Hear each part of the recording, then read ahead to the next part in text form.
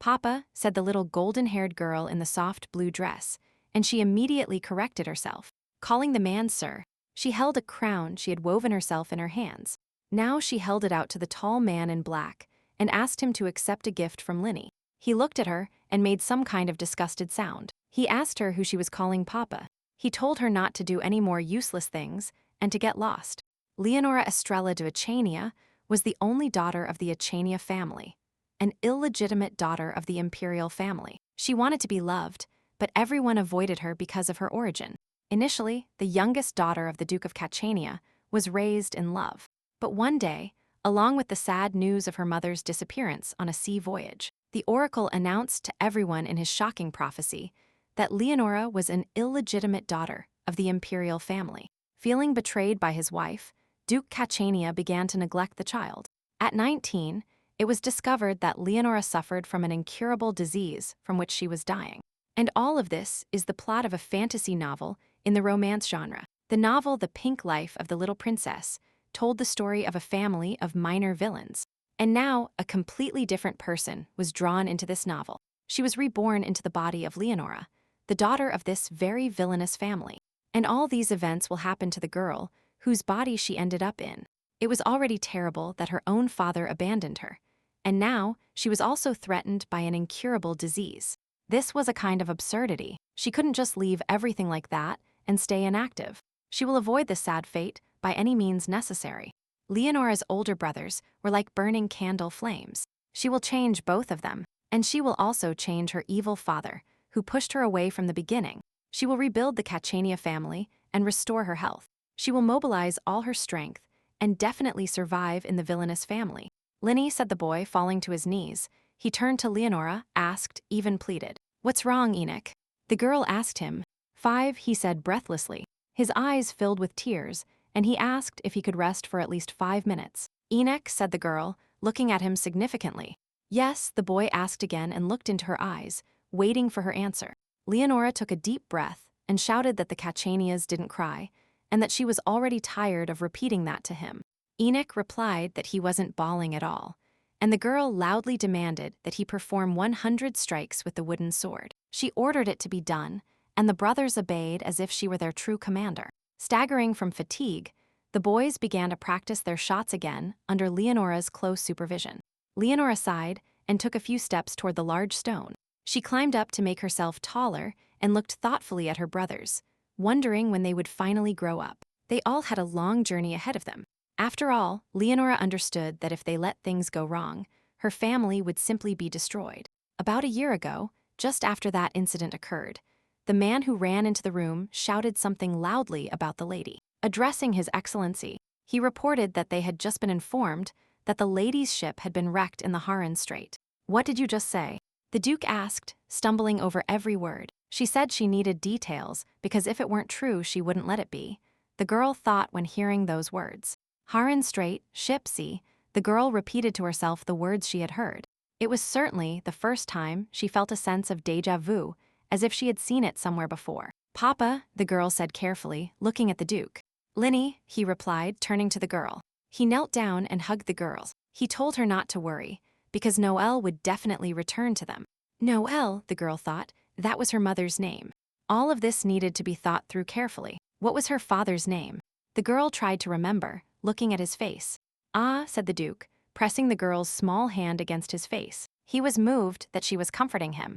At that moment, the assistant informed His Excellency that, according to rumors, it was the work of Saint-Tropez pirates who were pursuing Empress Ains. The Duke grimaced and said that Empress Ains had insisted on traveling with Noelle. And what happened in the end no longer mattered. But suddenly, the Duke remembered that Empress Ains had a little daughter. Wait, Ains? It was suddenly as if an epiphany appeared in Leonora's mind. The name Ains sounded familiar to her. It wasn't the first time she had heard it. The golden-haired girl, who heard these words now, remembered exactly what happened. The moment she heard that name, her clouded mind cleared and revealed a completely different reality. The Pink Life of a Little Princess. That was the title of the novel she was reading on her phone. Upon remembering this, the girl in the blue dress was able to remember the names. "Gaspar," she shouted, looking at the man in front of her. The man commented that Linny had finally remembered how to pronounce his name. But at a time like that, it was unexpected. "Yes, my name is Gaspar," he told the girl. Said Leonora, looking at him with a completely stunned gaze. She remembered absolutely everything and collapsed to the floor, exhausted. "Linny, are you okay?" asked the Duke. But Leonora only saw the reality where she had read her father's name on the phone, and the truth about the world in which she lived. Gaspar de Sire de Hachania was a character from the novel The Pink Life of the Little Princess that she read in a previous life, and his name was mentioned only once in the prologue, after which the minor villain was eliminated. Leonora was also just a minor character, and she didn't like it. She was reborn as the daughter of a minor villain who didn't even appear in the main story. Her past life didn't resemble the main character's life at all either.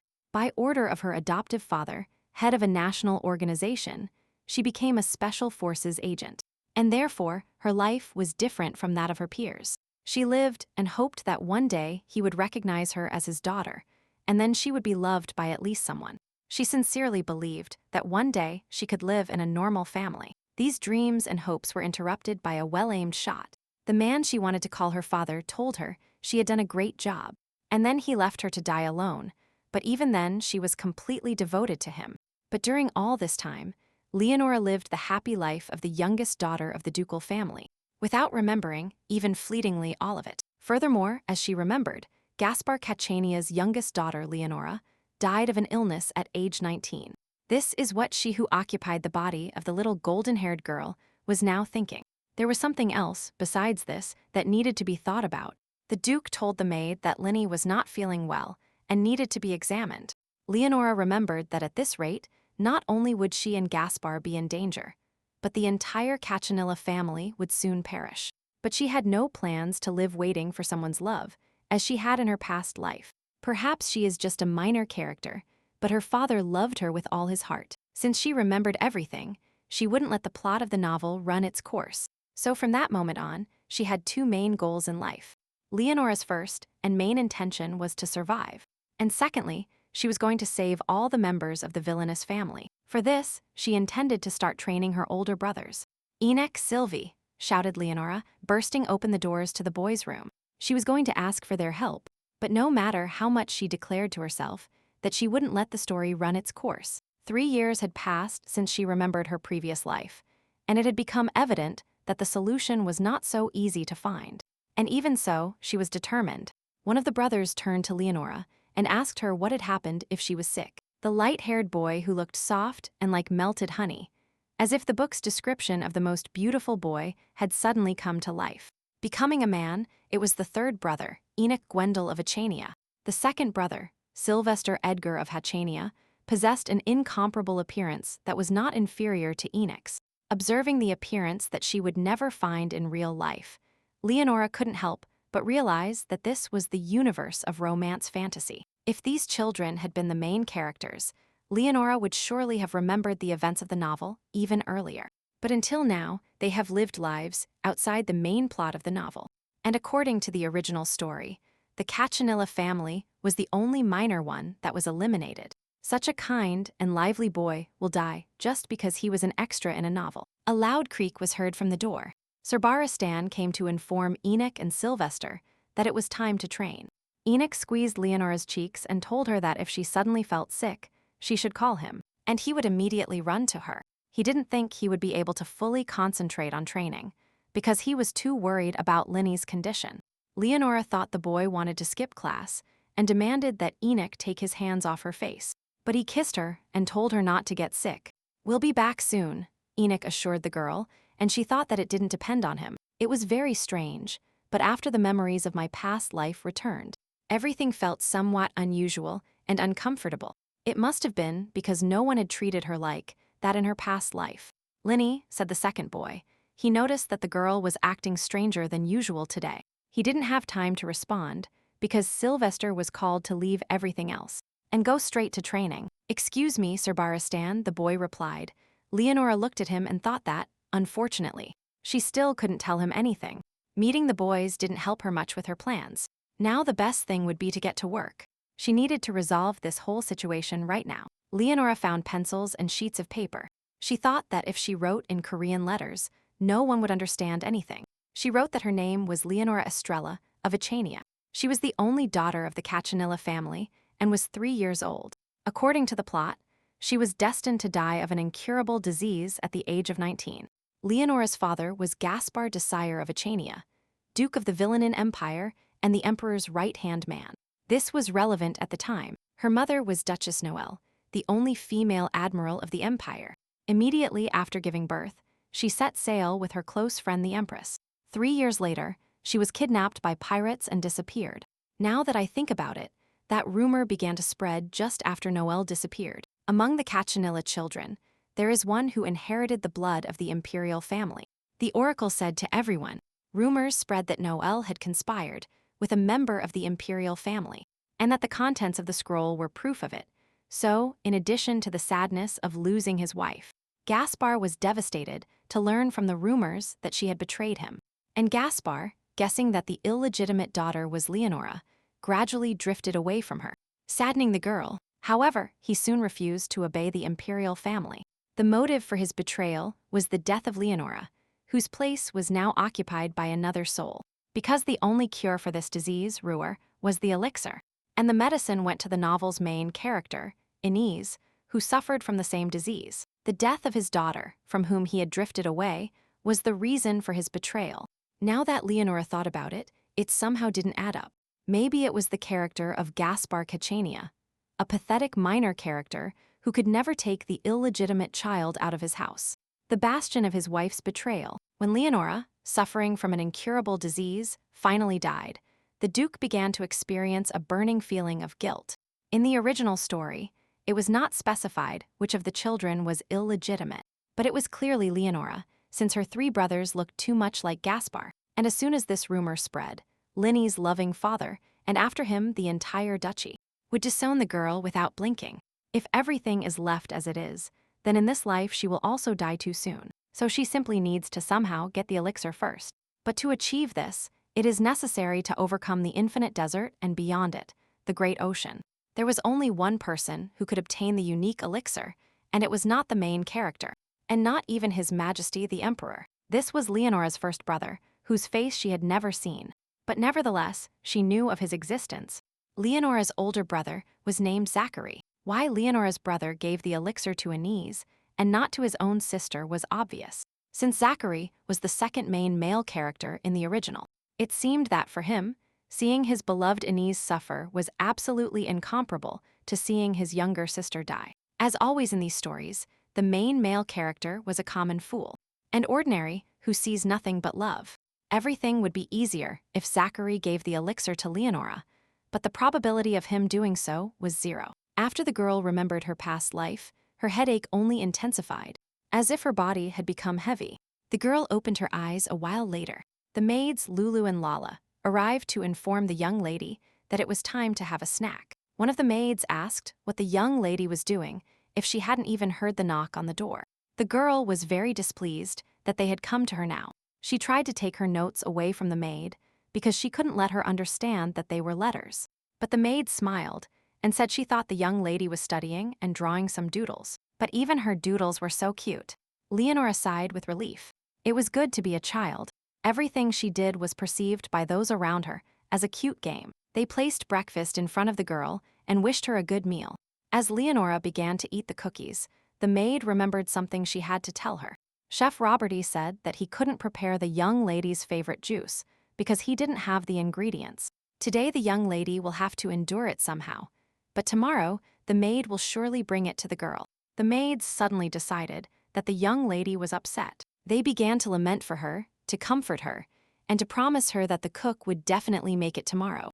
They didn't know that Leonora wasn't upset about this at all. She just wanted to eat her fill while she still had the chance, because as soon as rumors spread that she was the illegitimate daughter of a member of the imperial family, everyone on this property would turn their backs on the girl.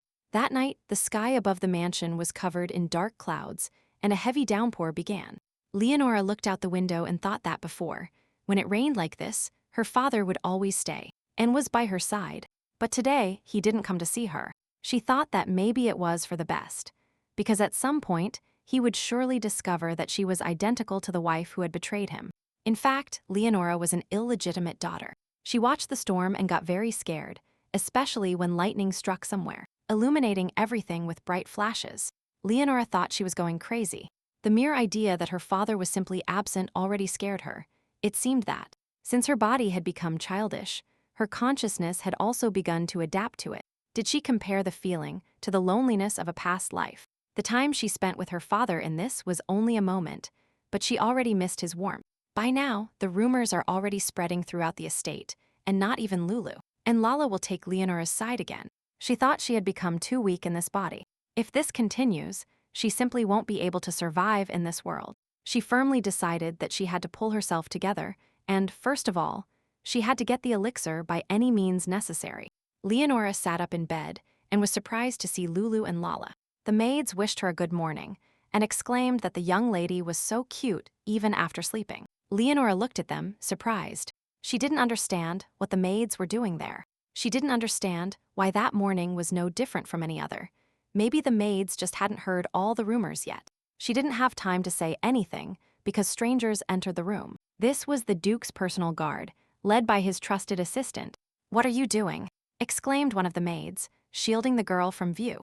She asked how they dared to barge into the young Duchess's room like that. But these people just kept looking at each other, and the Duke's assistant ordered them to begin. In vain, the maids tried to somehow protect their young mistress's things. Leonora herself knew beforehand that this was how it would happen. The maid asked these people loudly again what they were doing. They replied that the Duke had ordered the young lady's room to be moved to a separate estate. Leonora understood that that meant she was no longer part of that family. The maids didn't understand what that meant, if it was all just because of those stupid rumors. But everything happened just as Leonora thought.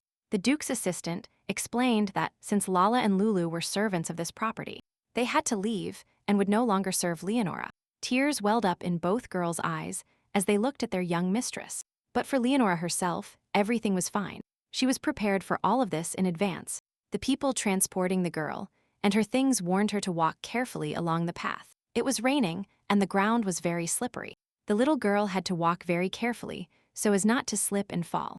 One of the two assistants suggested stopping for a while, since Leonora was just a little girl, and it was very difficult for her, or maybe someone should pick her up. But the second one ordered to leave everything as it was, since there was nothing good about Leonora to pick up or even carry, because she was the illegitimate daughter of the woman who betrayed the Duke. His companions said they should watch their words, as there was no direct proof that they were talking about Miss Leonora. They settled her back in until a decision was made. Leonora thought they were foolish because they didn't watch their words at all in front of the child. If they had been her subordinates in a past life, she wouldn't have let them off so easily. Perhaps her thoughts were somehow reflected in her outward appearance. For those who were accompanying her said they felt as if a chill were blowing from somewhere. But perhaps it was just fatigue. They then arrived at a separate building, which was also part of the ducal estate. Leonora thought they had finally arrived. Her legs already hurt so much that she thought she would die. It was so difficult to survive in the body of a 3-year-old girl. "Ms. Nora, we have brought her things. It's time for us to return," said one of the companions. "I will take care of the rest," said an unknown voice, which then addressed Linny, calling her Miss, but with a strange intonation. Linny tried to remember something about Ms. Nora. She, in turn, looked at her for a long time and said that it was not yet known if it was possible to continue calling the girl young mistress. They found themselves in a part of the estate that had not been taken care of for a long time. Unlike the main building, the servants didn't even show their faces there. Once you find yourself here, you immediately begin to understand that you are now the scum of society. In any case, the time Leonora will have to spend here will not be long. The emperor will soon decide that she is the illegitimate daughter of the Cachanilla family, and he will summon her, fearing that rumors will spread that the lineage of the imperial family is somehow stained. Ms. Nora moved so fast that the girl's legs couldn't keep up, as if she were deliberately trying to mock her. At some point, Nora turned around abruptly. She asked if Leonora could move faster, because she actually had a lot to do. Unlike someone who simply exists without doing anything, she was a busy person. Leonora didn't understand what had just been said to her, but she convinced herself that she had to endure it. The servants of Duke Cacchania, who are very loyal to Gaspard, may not like the fact that she is an illegitimate daughter. And yet, there was something else here. This woman's feelings for Gaspard were somehow too strong. Leonora wasn't sure it was just devotion. Nora showed the girl the room she was now supposed to use. It was a very gloomy and neglected room. Nora said that if there was anything that wasn't clear, the girl could ask her now. Leonora said she wanted to know about the words said earlier, what her interlocutor meant when he mentioned the one who only exists idly. Now she wanted to know who he was referring to. With a slight smile, Nora asked the girl what she thought. Of course, she was referring to the Duke's late wife, who was a very mean woman and unfaithful. The result of her bad actions was Leonora. It wasn't clear why all the Duke's servants were like that, why they dared to say those things to a small child. Nora called the Duchess a dirty woman. After all, she dared to betray her beloved head of the family when his ship sank. It was a punishment, because if Nora were in this woman's place, she would always be by her husband's side and would take care of him. Leonora looked at her with wide eyes. She couldn't believe she was now crying loudly in front of the child, insulting her mother, whom the child didn't even really remember out loud, and for some reason she had to endure it. She said angrily that it was time for Nora to wake up from her dream. No matter what happened, the Duke would always be indifferent towards her. Indifferent, Nora said, bewildered. She didn't understand what the child had just said. Nora claimed that Linny is not the Duke's daughter, that she has dirty blood running through her veins. The next moment, her eyes widened in astonishment. Wait! There was a loud shout. The Duke's aides, who were already leaving the annex building, turned at the strange noise. They didn't understand what the noise was. It apparently came from the house. Let go, I tell you. There was shouting. Leonora grabbed Nora by the hair, and she couldn't break free, not understanding where that child got so much strength. She didn't understand at all what was happening, but she finally pushed the girl away from her. She swung to hit her with all her might. Leonora looked at her with a steady, unchildlike gaze, the kind of girl who wouldn't have blinked in a situation like that. The people who had helped carry things into the house ran through the door, asking what had happened. Nora clenched her fists, clutching the folds of her own skirt, and replied that nothing. While fixing her hair, Nora said that the problem was Madame Leonora. She is just not yet used to the new conditions and finds it difficult to adapt to them. Leonora thought that since this woman had just lied, she wasn't so stupid after all. She understood when her family and servants expressed their opinions openly, but she would not tolerate people like this Nora looking down on her. Leonora pulled on the sleeve of one of the newcomers. She said she was just very hungry and decided to act like a poor child. And suffering. Besides, she was actually very hungry, since many years had passed since then. The arriving servants looked at Nora with a look of disapproval. Nora felt uncomfortable at such disapproval. Leonora was told to wait a little. Nora seemed to feel inferior about having a 3-year-old child, but such people are everywhere. Such strength in a child's body was unusual. Leonora looked at her small hands. She assumed they might have some kind of mana in them, and with that, she could find a way to survive somehow once everything calmed down.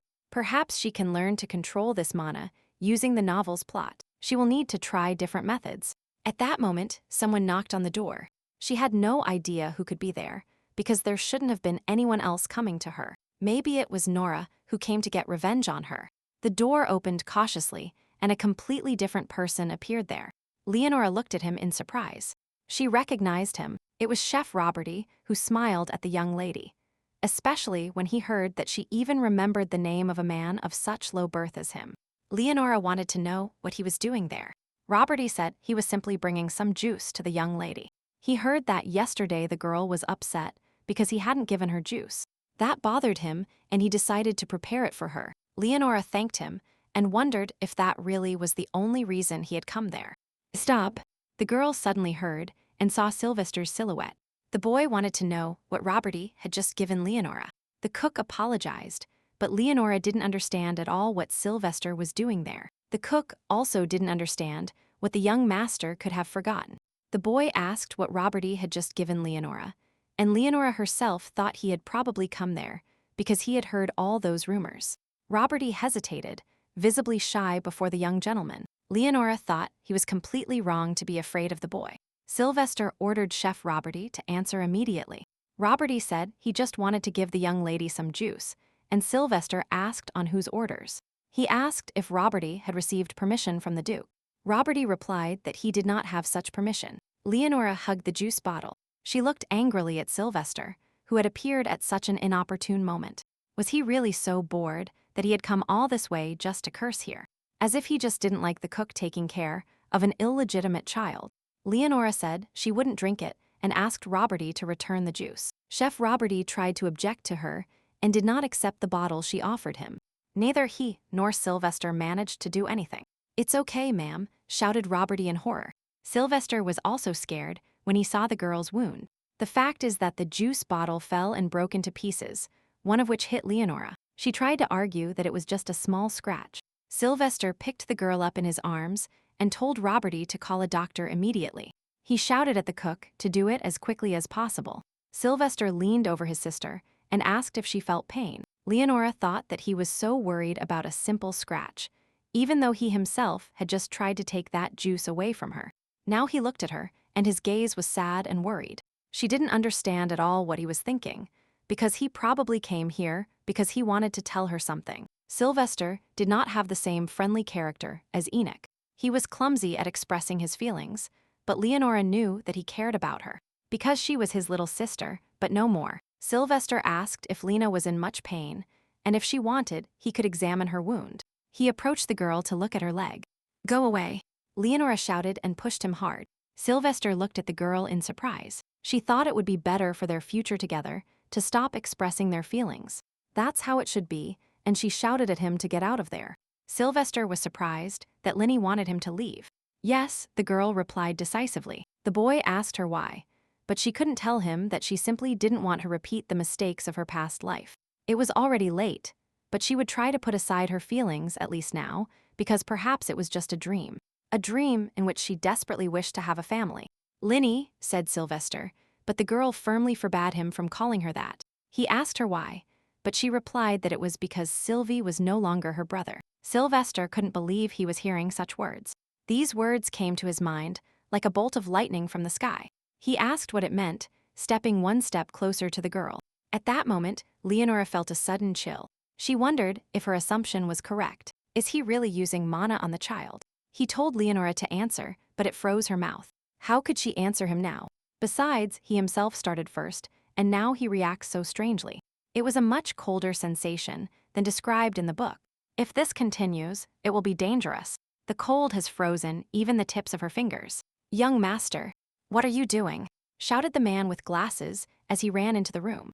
The maid Lulu, who was with him, asked anxiously if the young lady was okay. Sylvester ordered Lulu not to approach because he needed to hear answers from Leonora. He seemed to have lost control of himself because of what she said, and Leonora herself could only silently ask for help. Sylvester told her to answer, but she only felt how cold she was. "What?" the boy asked again, leaning over Leonora. Leonora hastened to repeat that she was very cold. Sylvester realized that he had used mana, but at that moment, Leonora felt dizzy from the cold. The girl began to lose consciousness, thinking that she would deal with Sylvester later. She would tell everything to Papa, she thought with a blank mind, and at the last moment she remembered that she no longer had a papa. Leonora woke up when it was already completely dark outside. She didn't immediately understand where she was. "Linny, are you awake?" said the Duke, her father, sitting next to her. She didn't understand what Papa was doing in that house. He had actually come because he was worried about her. Leonora suddenly felt her nose itch and sneezed loudly. Sylvester watched her from behind the thin curtain behind which he was hiding. "Sylvester," the Duke said sternly, looking at the boy. He said that from there he could be seen perfectly. Leonora wondered how long he had been standing there. The Duke asked if Sylvester had anything to say to Leonora. The boy approached, but still didn't say a word. The Duke repeated his name louder and with greater severity. Sylvester said he had heard a strange rumor in the morning, and that's why he went to the annex building. But for some reason, he got annoyed when he saw that Lena was fine without them. Now he wanted to apologize for this, but Leonora thought he was wrong to think that, because by apologizing, everything would magically get better, when she could have died from his thoughtless actions. Leonora said she didn't want to talk to him. The Duke said that Sylvester was wrong to use mana, but his brother apologized. And ignoring apologies is wrong. Leonora thought he was now taking the side of someone who hadn't even apologized properly. He knew she wasn't his sister, but he went to the annex building, probably with the intention of expressing some kind of sympathy to her. Leonora again didn't have time to say anything, because she started sneezing terribly again. When the attack ended, everyone continued to look at her sternly. Okay, thought Leonora. Sylvester was in front of her, with a grim and guilty look. Leonora thought that Sylvester didn't attack her. Even experienced people have difficulty controlling bursts of power, so she said it was okay. She told Sylvester that she would forgive him. "Leonora," said the boy. He thanked her for forgiving him. He was so happy that she forgave him. The Cachinilla family turned out to be so weak-willed. The day after having forgiven Sylvie and let him go, Leonora woke up in a completely different mood. She tossed and turned in bed, coughing, and thought she would never forgive Sylvester. She was in hellish pain and didn't understand why all this was happening to her. In this world, special knights who could wield mana were called soul knights. There were attributes that represented the 4 seasons of mana, and even wielding the mana of one season required great talent. Among them, Sylvester was a winter knight, born with the mana of the winter attribute. Even a brief exposure to the winter knight's mana could easily freeze both the land and people. It must have been too much for Leonora's weak body. Lulu approached the girl's bed and asked if she should bring the young lady something, and Leonora asked if the maid could be there with her. Lulu replied that the master had given permission, so the young lady didn't need to worry about that at all now. But Leonora still wondered what Gaspar had planned. Lulu said that the child had taken her medicine and would soon fall asleep, and the maid stroked her head. The Duke probably softened for a while towards Leonora because he was very gentle by nature, or he still thought of the child as part of his family, but she forbade herself from having those thoughts. She must not let herself be deceived ever again. The next time she was awakened by Enoch, who came to see if everything was okay with her. Leonora sat up in bed, rubbing her sleepy eyes. Enoch was glad that the child had finally awakened. She had already slept for 2 whole days. The child couldn't believe so much time had passed. Leonora asked what Enoch was doing here, since it was training time. The boy replied that he couldn't concentrate on his studies anyway, and that was why he came here. He said he was very worried about Leonora. She looked at him with great suspicion, and Enoch realized that she didn't believe him. He said he was very worried about her, but Leonora thought that didn't mean he had to skip training. He won't even be her brother anymore, but he's wasting time with her. When Enoch tried to grab her nose, Leonora hit him, shouting that it was enough because it hurt.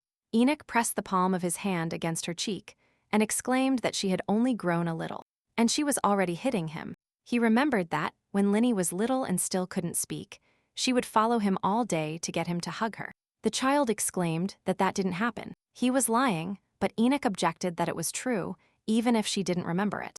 And then Enoch found out what Leonora had recently said to Sylvester. He couldn't believe she would tell her brother that he was no longer her older brother. He didn't understand why she would say such a thing.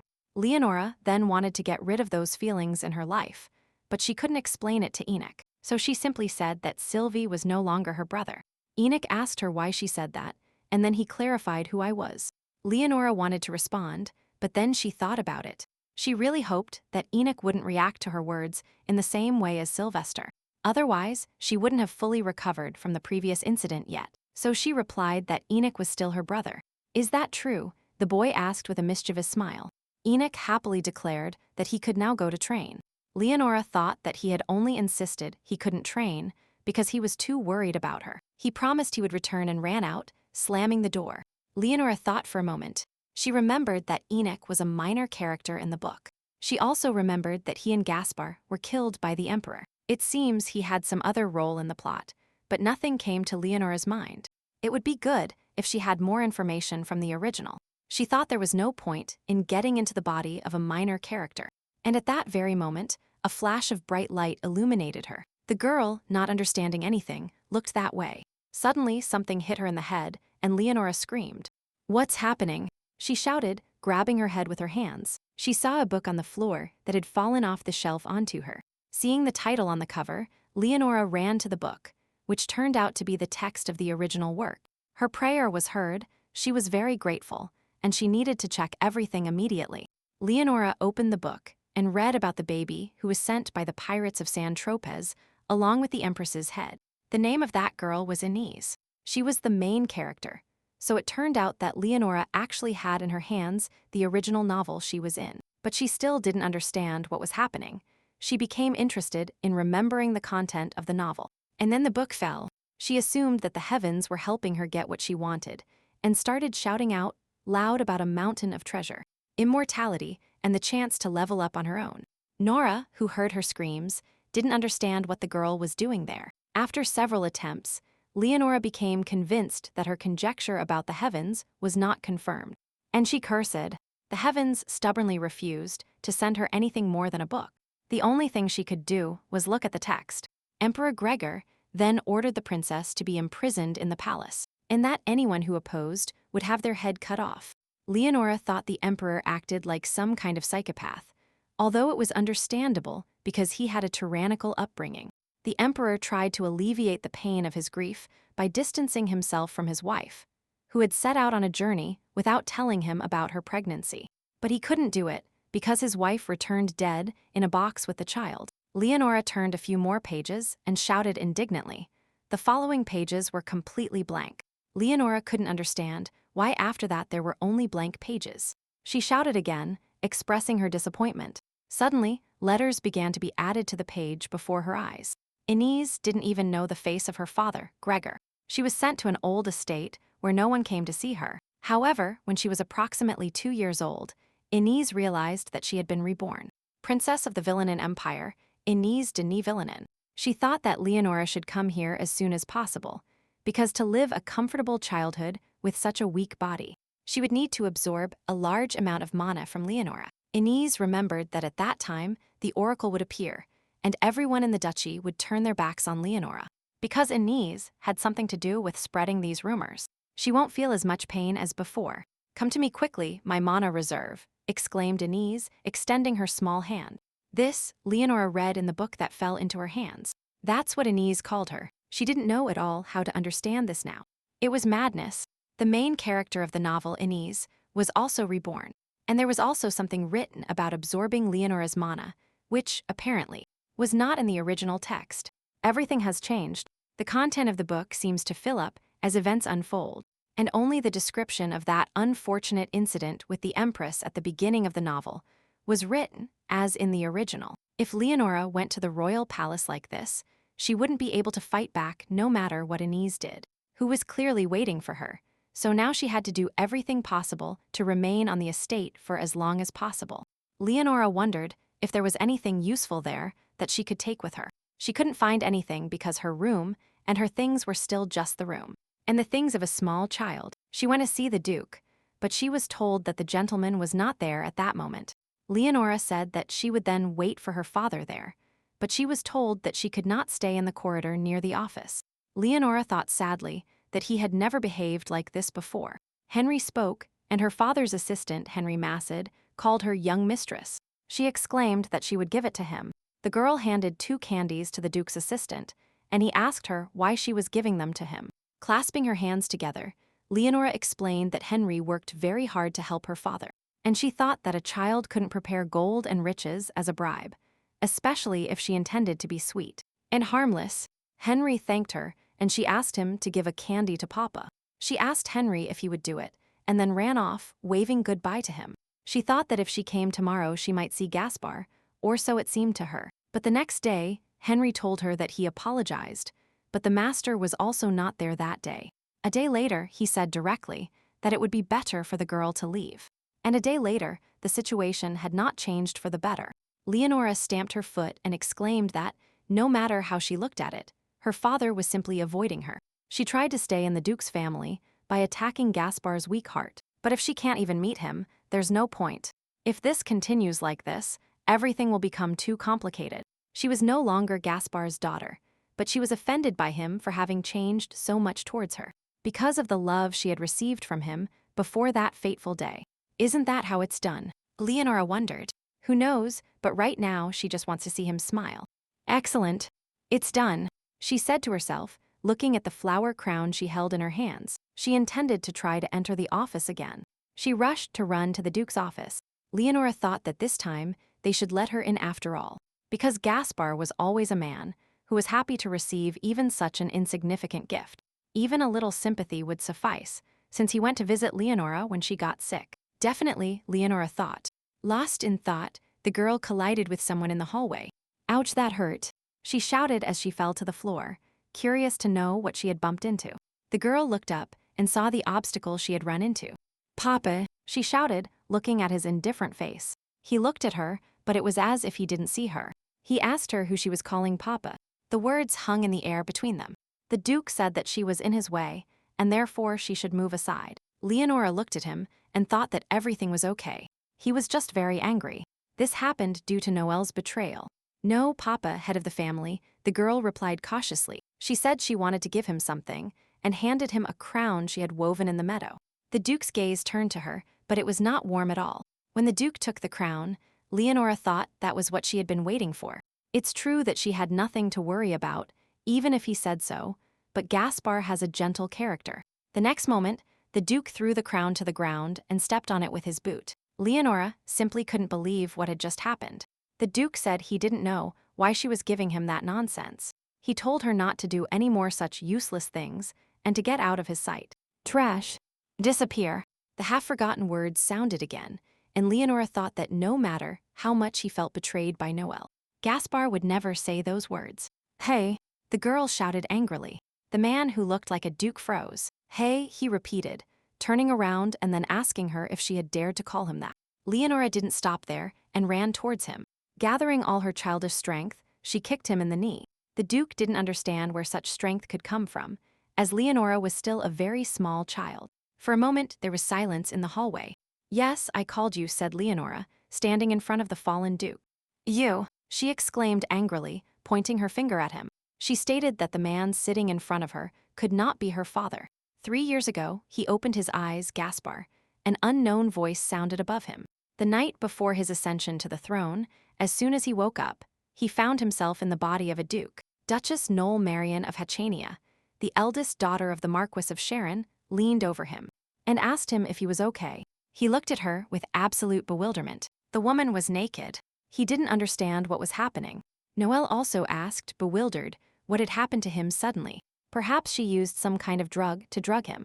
"First get dressed," he ordered the woman, and when she seemed surprised to have to do so now, he repeated the order. After finding himself in the Duke's body, he didn't even immediately realize that it was someone else's body. He thought that the fact that this woman was here was obviously some kind of trick by Marquis Yaron, who was the one who supported Gregor's ascension to the imperial throne. Now that his coronation was confirmed, he might try to use his daughter to manipulate him, so he decided to clarify one thing immediately. If after what happened today a child is born, he will not accept this child as his own. These words clearly shocked Noelle, and she came closer to look her interlocutor in the eyes. She was really going to convince him with her beauty, but such tricks would not work on him.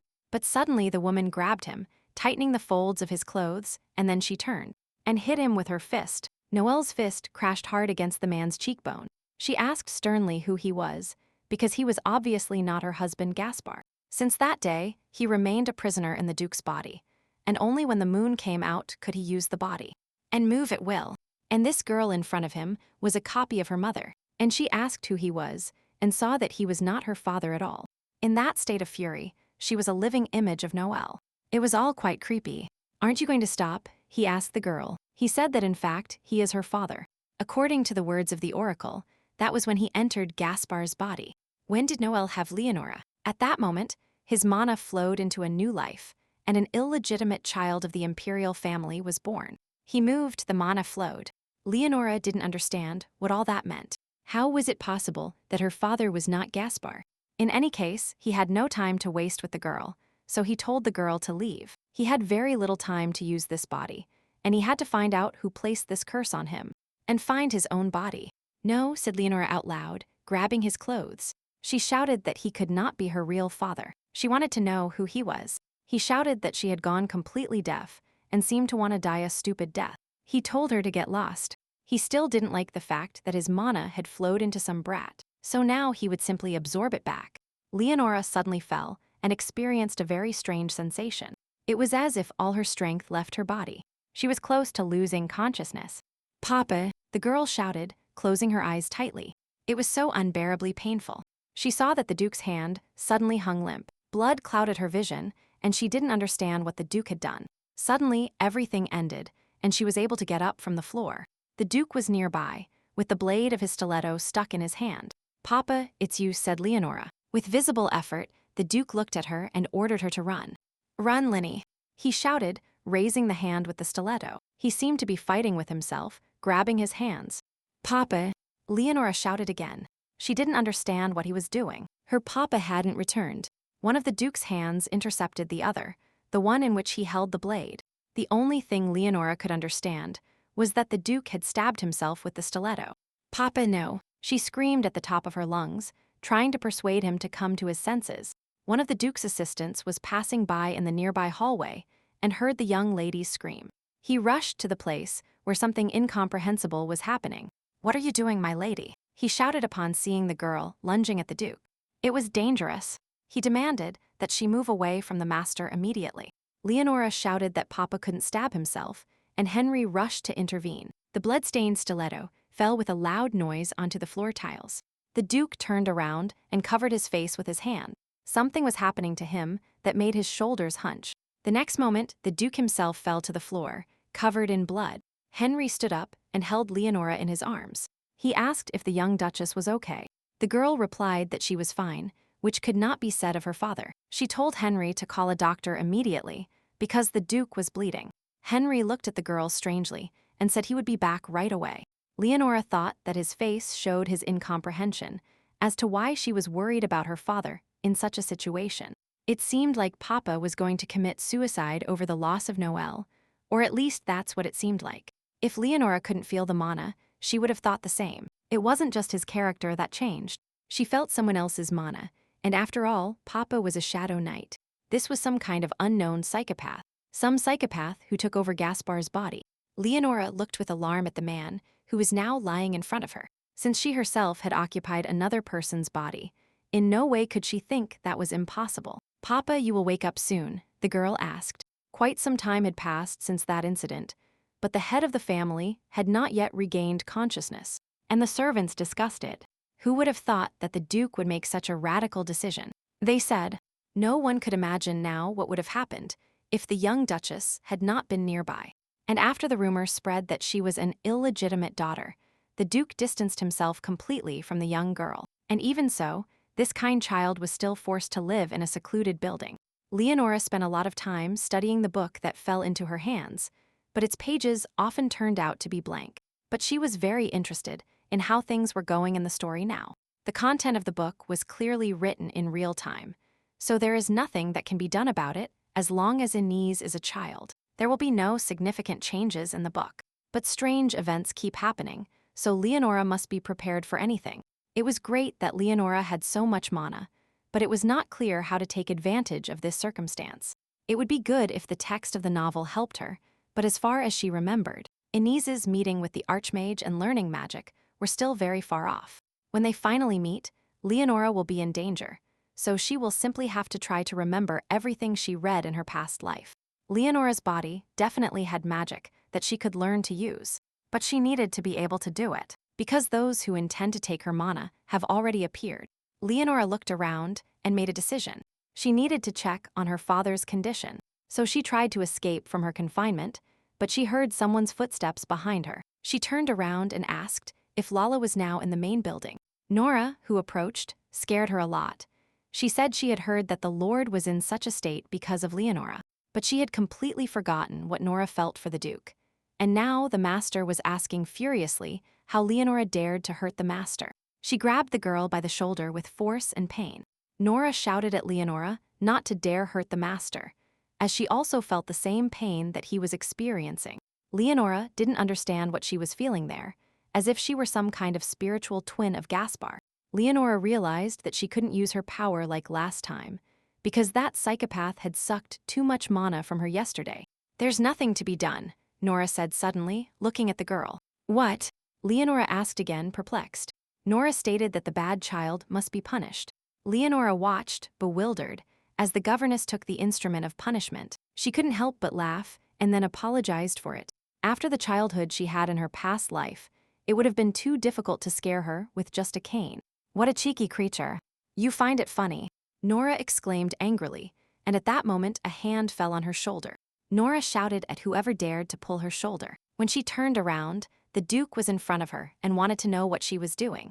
Nora felt moved and full of joy, because His Excellency had already woken up, and had even touched her shoulder. "Answer the question," ordered the Duke coldly and bluntly. Nora explained that her only intention was to teach the young lady a lesson in good manners. Good manners, you say, said the Duke ominously. Leonora was surprised to see the man who had taken her father's body use his aura on an ordinary person. In common, sir, what are you doing? Nora shouted, surrounded by power. The Duke wondered if Nora was trying to teach the girl what she herself had never been able to learn at her age. Sir, Nora shouted very pitifully. A loud snap of fingers was heard. The door, obeying the same force, slammed shut. Nora disappeared. Leonora didn't understand at all what that man was doing. Why did Papa come? Leonora asked hesitantly. The Duke replied that Papa had come to see his daughter. He asked if there was any special reason for it. It's necessary, Leonora replied decisively. She reminded him that she had already told him several times that he was not her father at all. But he explained to her who he was. He was surprised because this time he definitely hid his mana. But the girl somehow managed to determine who he was. Leonora thought that he could try to hide something there as much as he wanted. But his aura gave him away. Anyone could notice. But out loud she said that Papa doesn't treat people like that. The Duke asked if this also applied to the servant who was harming his children. Leonora replied yes, but instead she would give her the punishment she deserved. The Duke commented that this was somewhat stupid and naive. Leonora couldn't help but agree, but she was still quite scared. She exclaimed that this man had come again to kill her, because he thought she wouldn't resist like last time. The Duke asked her what she was talking about. Leonora stated that yesterday he sucked her mana and therefore tried to kill her, because in this world mana is equal to life. He said he had no intention of taking it all by killing the girl, because it made no sense to kill a little girl. Besides, then he would look like a monster in the eyes of other people. Leonora said that he would look like a thief who stole her father's body, or a bad person who stole her father's body anyway, or perhaps the angry bastard who stole her father's body. The Duke thought that perhaps it was worth killing the girl after all, since she was too vile. Leonora had never known before that her father's face could have such a terrifying expression. But the Duke said she could rest easy, as he believed she could still be useful to him. Leonora asked, surprised, if it was true that he needed her for some reason. He explained that he had been in that body for 3 years, although he could only keep it under control for a short time. But in addition to Leonora noticing his presence in it, unlike his brothers, she was also able to distinguish him from Gaspar, even though he carefully hid his presence. And in addition to all this, her small body contains much of his mana. Leonora asked him why he called that mana his, and then said he could leave right now if he was going to keep saying nonsense about her being his daughter. The Duke said that he hadn't discovered all the reasons yet, but he was sure that Leonora's soul contained his mana. The body belongs to the Duke and his wife. Leonora realized that this meant her mother hadn't betrayed her father at all, and that she herself was not an illegitimate daughter. She asked who her interlocutor really was and how he ended up in her father's body. He gritted his teeth in anger when he heard such questions. He said he wasn't there of his own free will. Lucas Villanin, that's what his name sounded like. Leonora thought she had heard that name many times. Inez was from the Villanin family. Suddenly, she realized that he could be the half-brother of Emperor Gregor. He said that officially, he was the one who was supposed to take the throne. However, the day before ascending the throne, he was ambushed. The damn Gregor cowardly put a curse on him. When he opened his eyes, he was already locked in this body, regardless of his will. Leonora thought that killing all his brothers and taking the throne sounded a lot like a classic course on how to become a tyrant. But she wondered aloud where her father would be at that moment. Lucas replied that he was also hiding inside this body, and that he could not remain in this body for a long time. So he needed to get revenge. Leonora was glad that her papa was okay, because she had already thought he would never return. Now she felt better knowing that her father was safe, but Lucas was not at all clear what to do with him. Just thinking about the Emperor makes him furious, but if he tries, perhaps he can be of some use. Lucas, she said, pulling on his trouser leg. She asked him if he wanted to get rid of the Emperor together with her. What? Lucas asked, completely stunned. Emperor Gregor was now a tyrant. One day, he would become the father of the protagonist Inez and destroy the Duke of Cachania's family. Therefore, the enemy of her enemy will become Leonora's friend. He had already told her before that she could be useful to him, and as he had well pointed out, she was an unusual child. She knew something that no one else knew. In the first place, by associating with Leonora, Lucas had nothing to risk. It was a win-win proposal. Since Gregor is from the Emperor's faction, the former crown prince could not allow anyone to know of his existence, which only limits his movements, but also leaves him with no time to find a way to lift the curse due to his duties as a duke. "All right, go ahead," said Lucas. And Leonora didn't even believe he had agreed so easily. Apparently, he just didn't want to waste time arguing with the girl. "You can't just agree to this. It has to be sealed with something." So Leonora extended her pinky finger to seal the deal. "All right, I promise," Lucas nodded. Leonora said the contract would remain in effect until he returned to his body, and Kachania became an independent duchy. "Stop," said Lucas suddenly. "The independence of the Duchy of Hakana," he said, and reminded her that she was now speaking before the emperor about the independence of the Duchy of Hakana. "Yes," the girl confirmed, and stated that it was already too late to refuse anyway. The magical vortex that swirled around both of them showed that a magical contract had been signed. Lucas asked, surprised, how Leonora knew about black magic. With a smile, Leonora stated that she had already said she was not an ordinary child. The mage's contract was the magic most used in the original, so Lucas was wrong to think that Leonora would enter an alliance without guarantees. And now, if he betrayed her, all his mana would go to her. The next day, a regular meeting was held. The Duke was present and appeared very thoughtful. Leonora looked at him and thought that he himself had told her that he could not remain in that body for a long time. But he was still in the Duke's body. One day, remembering her past life, Leonora suddenly asked Gaspar a question. He, as always, was willing to answer her, and Leonora asked him if he loved her. Gaspar hesitated for a moment, clearly choosing his words. And then the Duke took the girl by both hands and assured her that, of course, he loved her. "I love you," he said, looking at his daughter. And then he added that he loves her more than anyone in this world. Leonora thought she never tried to be the smartest child or stand out in everything. As if you didn't have to try hard to be loved. It was a normal day at the Kachania meeting, and someone would like, in the first place, to express their condolences to the duchy regarding the information from the oracle. The manager of the imperial palace, Ronald, said that the head of the family didn't need to make a difficult decision. They would simply take the young duchess to the palace. "As you wish," replied the Duke. Leonora looked at him. She had to do what they had agreed on. Then the Duke asked who had made that decision. Then he added that he had no intention of sending the girl to the imperial palace.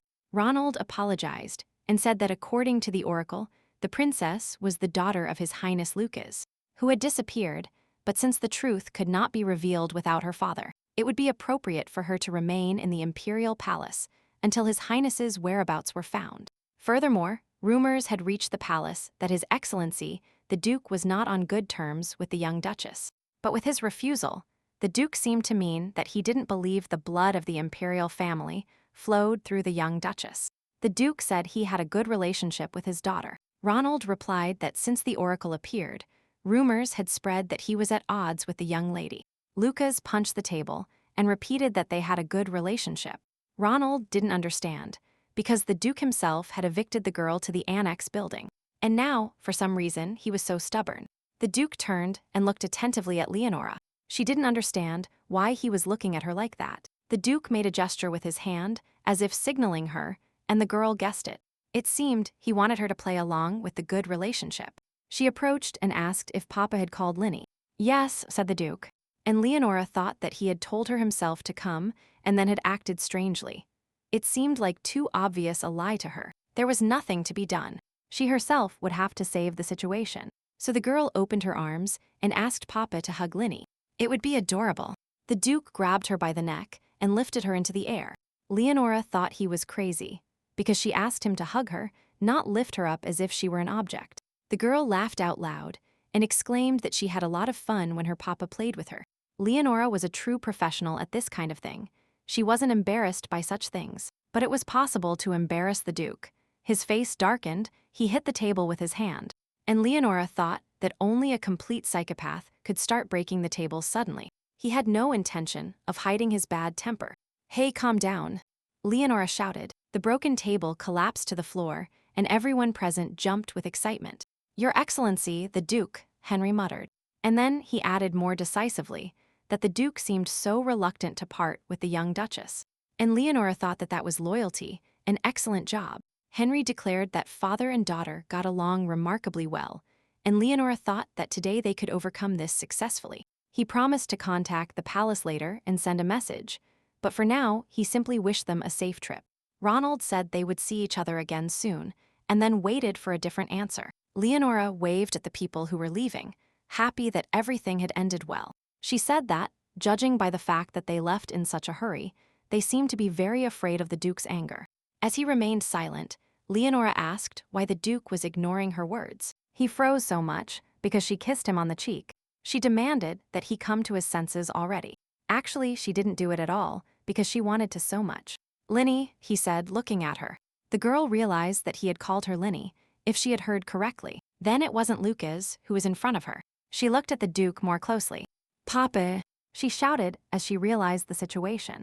A moment later, she had already thrown herself into his arms, and Gaspar caught her. Papa, Papa, it's really you, she repeated. The Duke hugged her and asked for forgiveness, since the fact that he hadn't come to his senses for so long had made things very difficult for her. He didn't understand how this was possible. Luca's villaining in his body. This meant that the missing crown prince was not dead, and Leonora thought he had discovered that Lucas was in his body. But that wasn't the most important thing right now.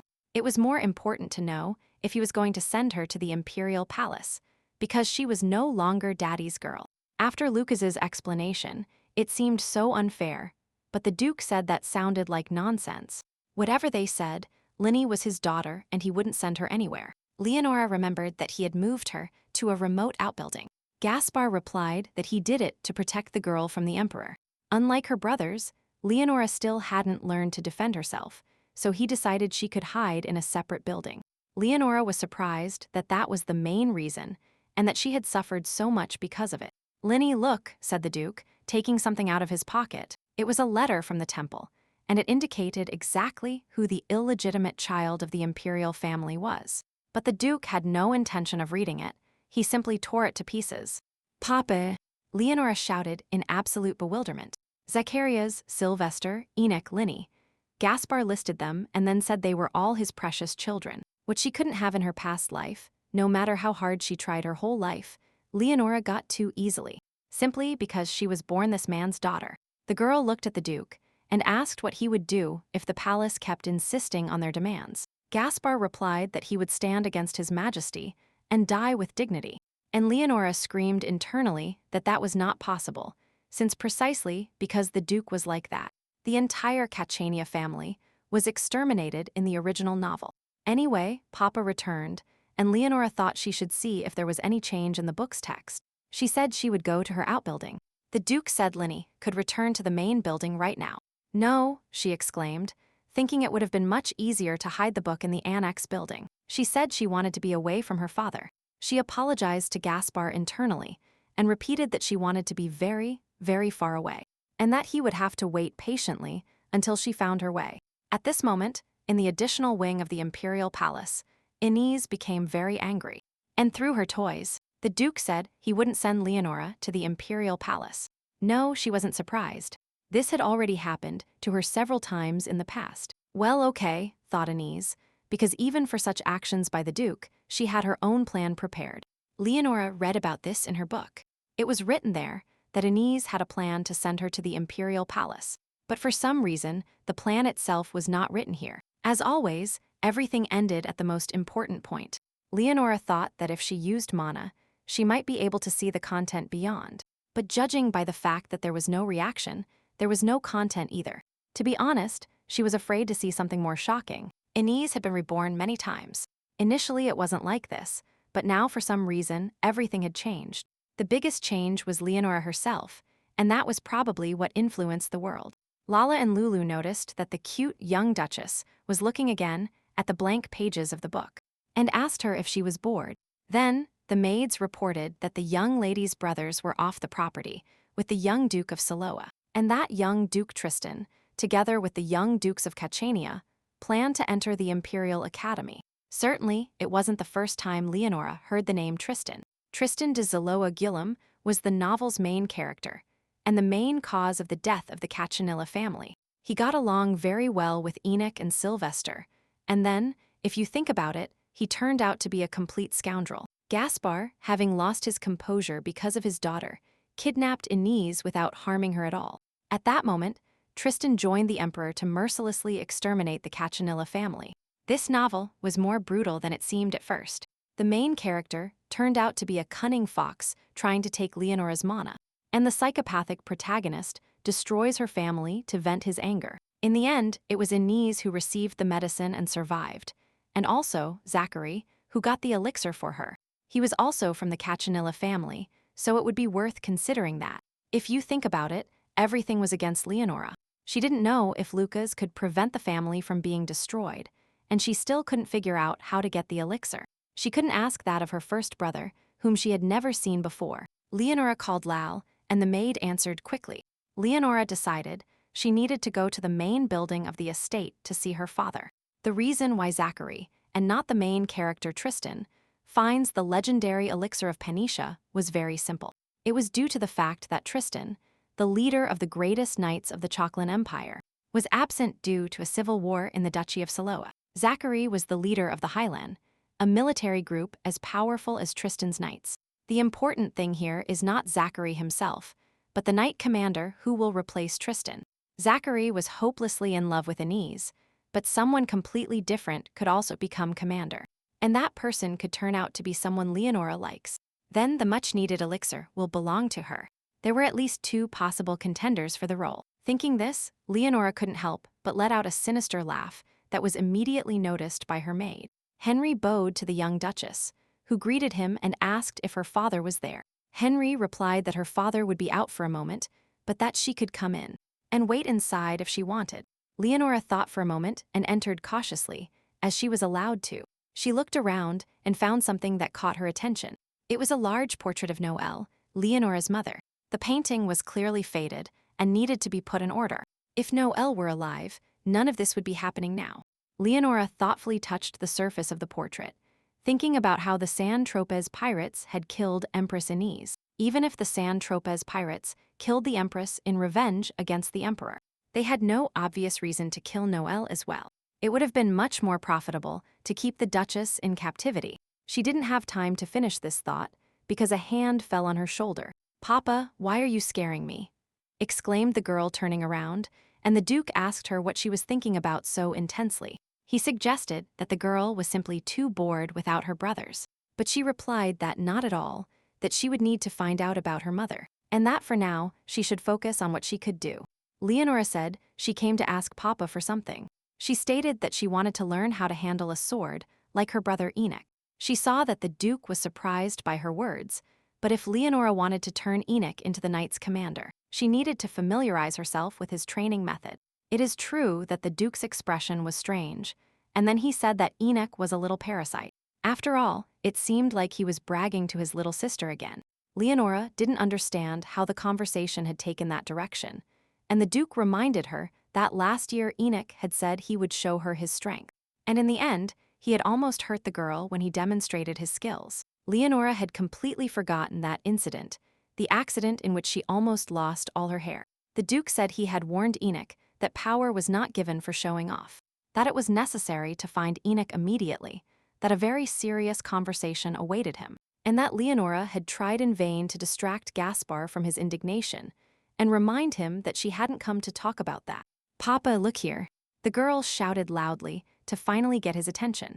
She had no intention of demonstrating it so suddenly, but the Duke remained silent and looked at Leonora. The girl put all her will into showing something too.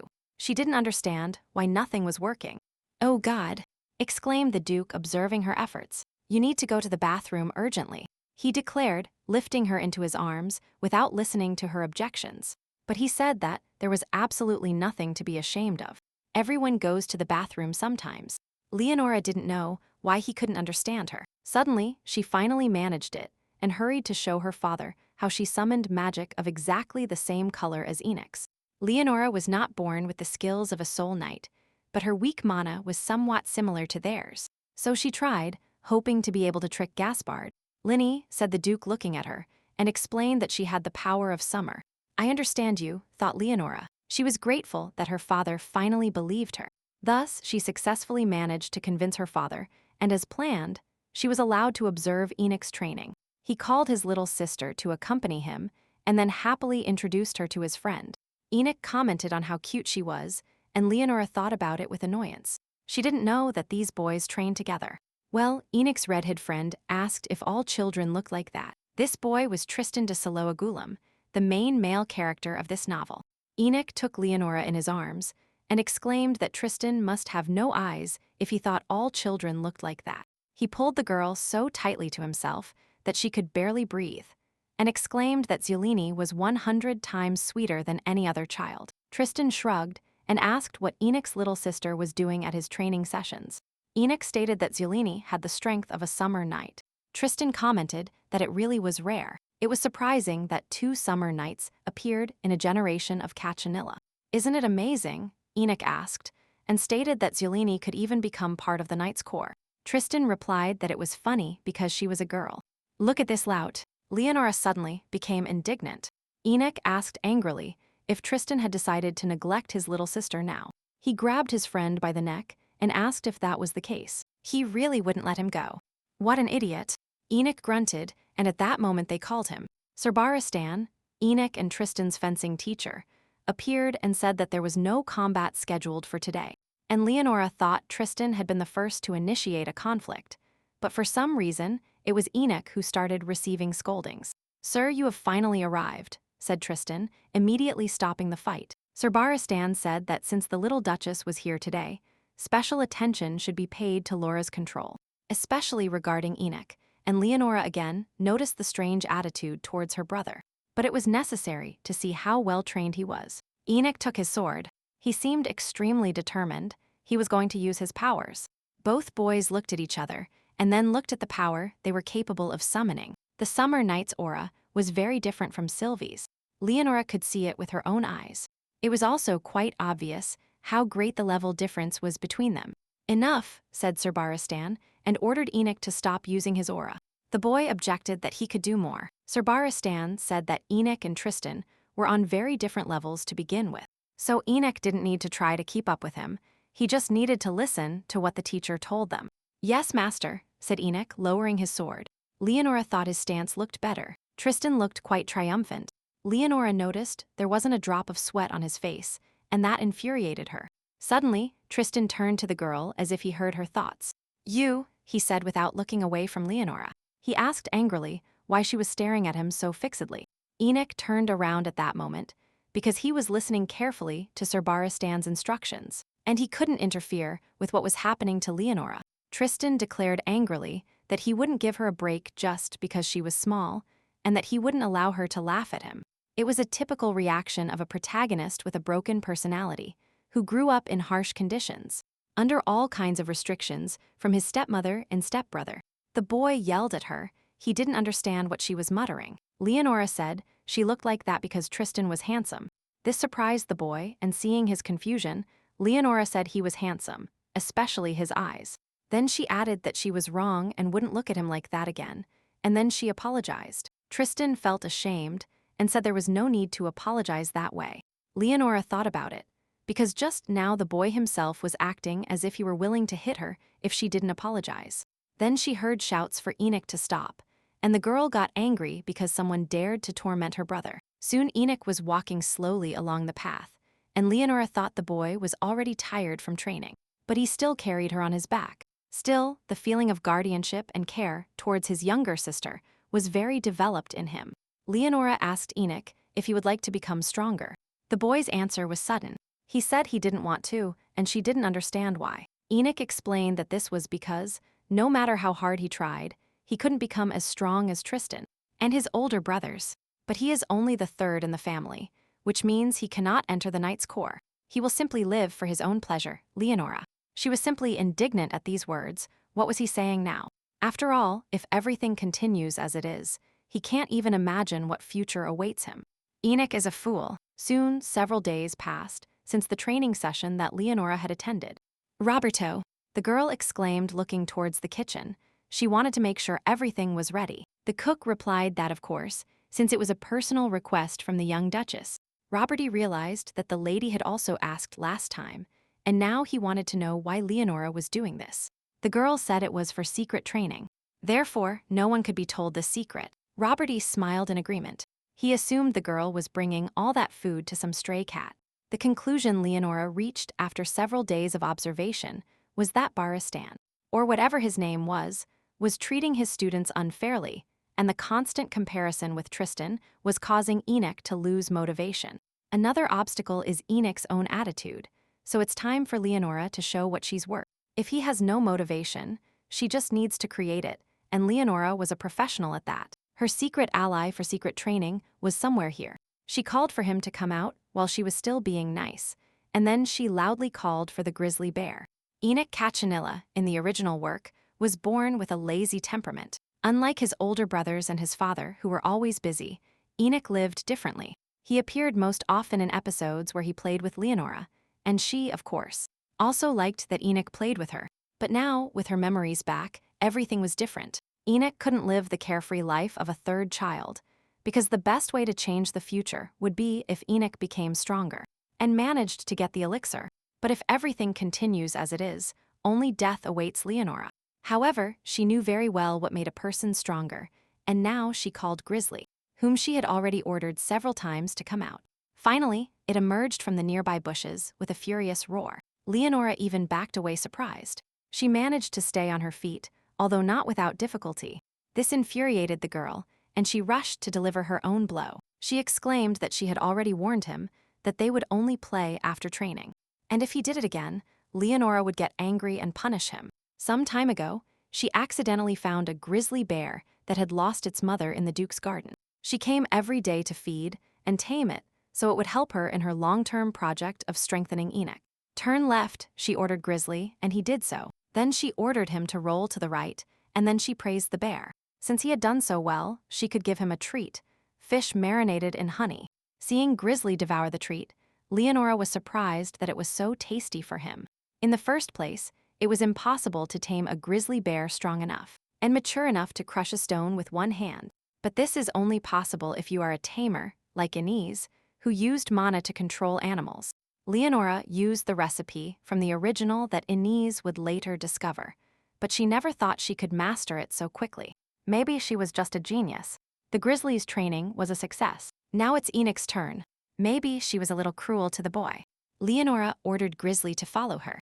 She promised him that if he obeyed well, she would give him another treat. She devised a very effective solution so that her brother would have to forgive her. At that moment, Enoch was sitting in the classroom in front of books and notebooks, studying intensely, until he was distracted by some sound.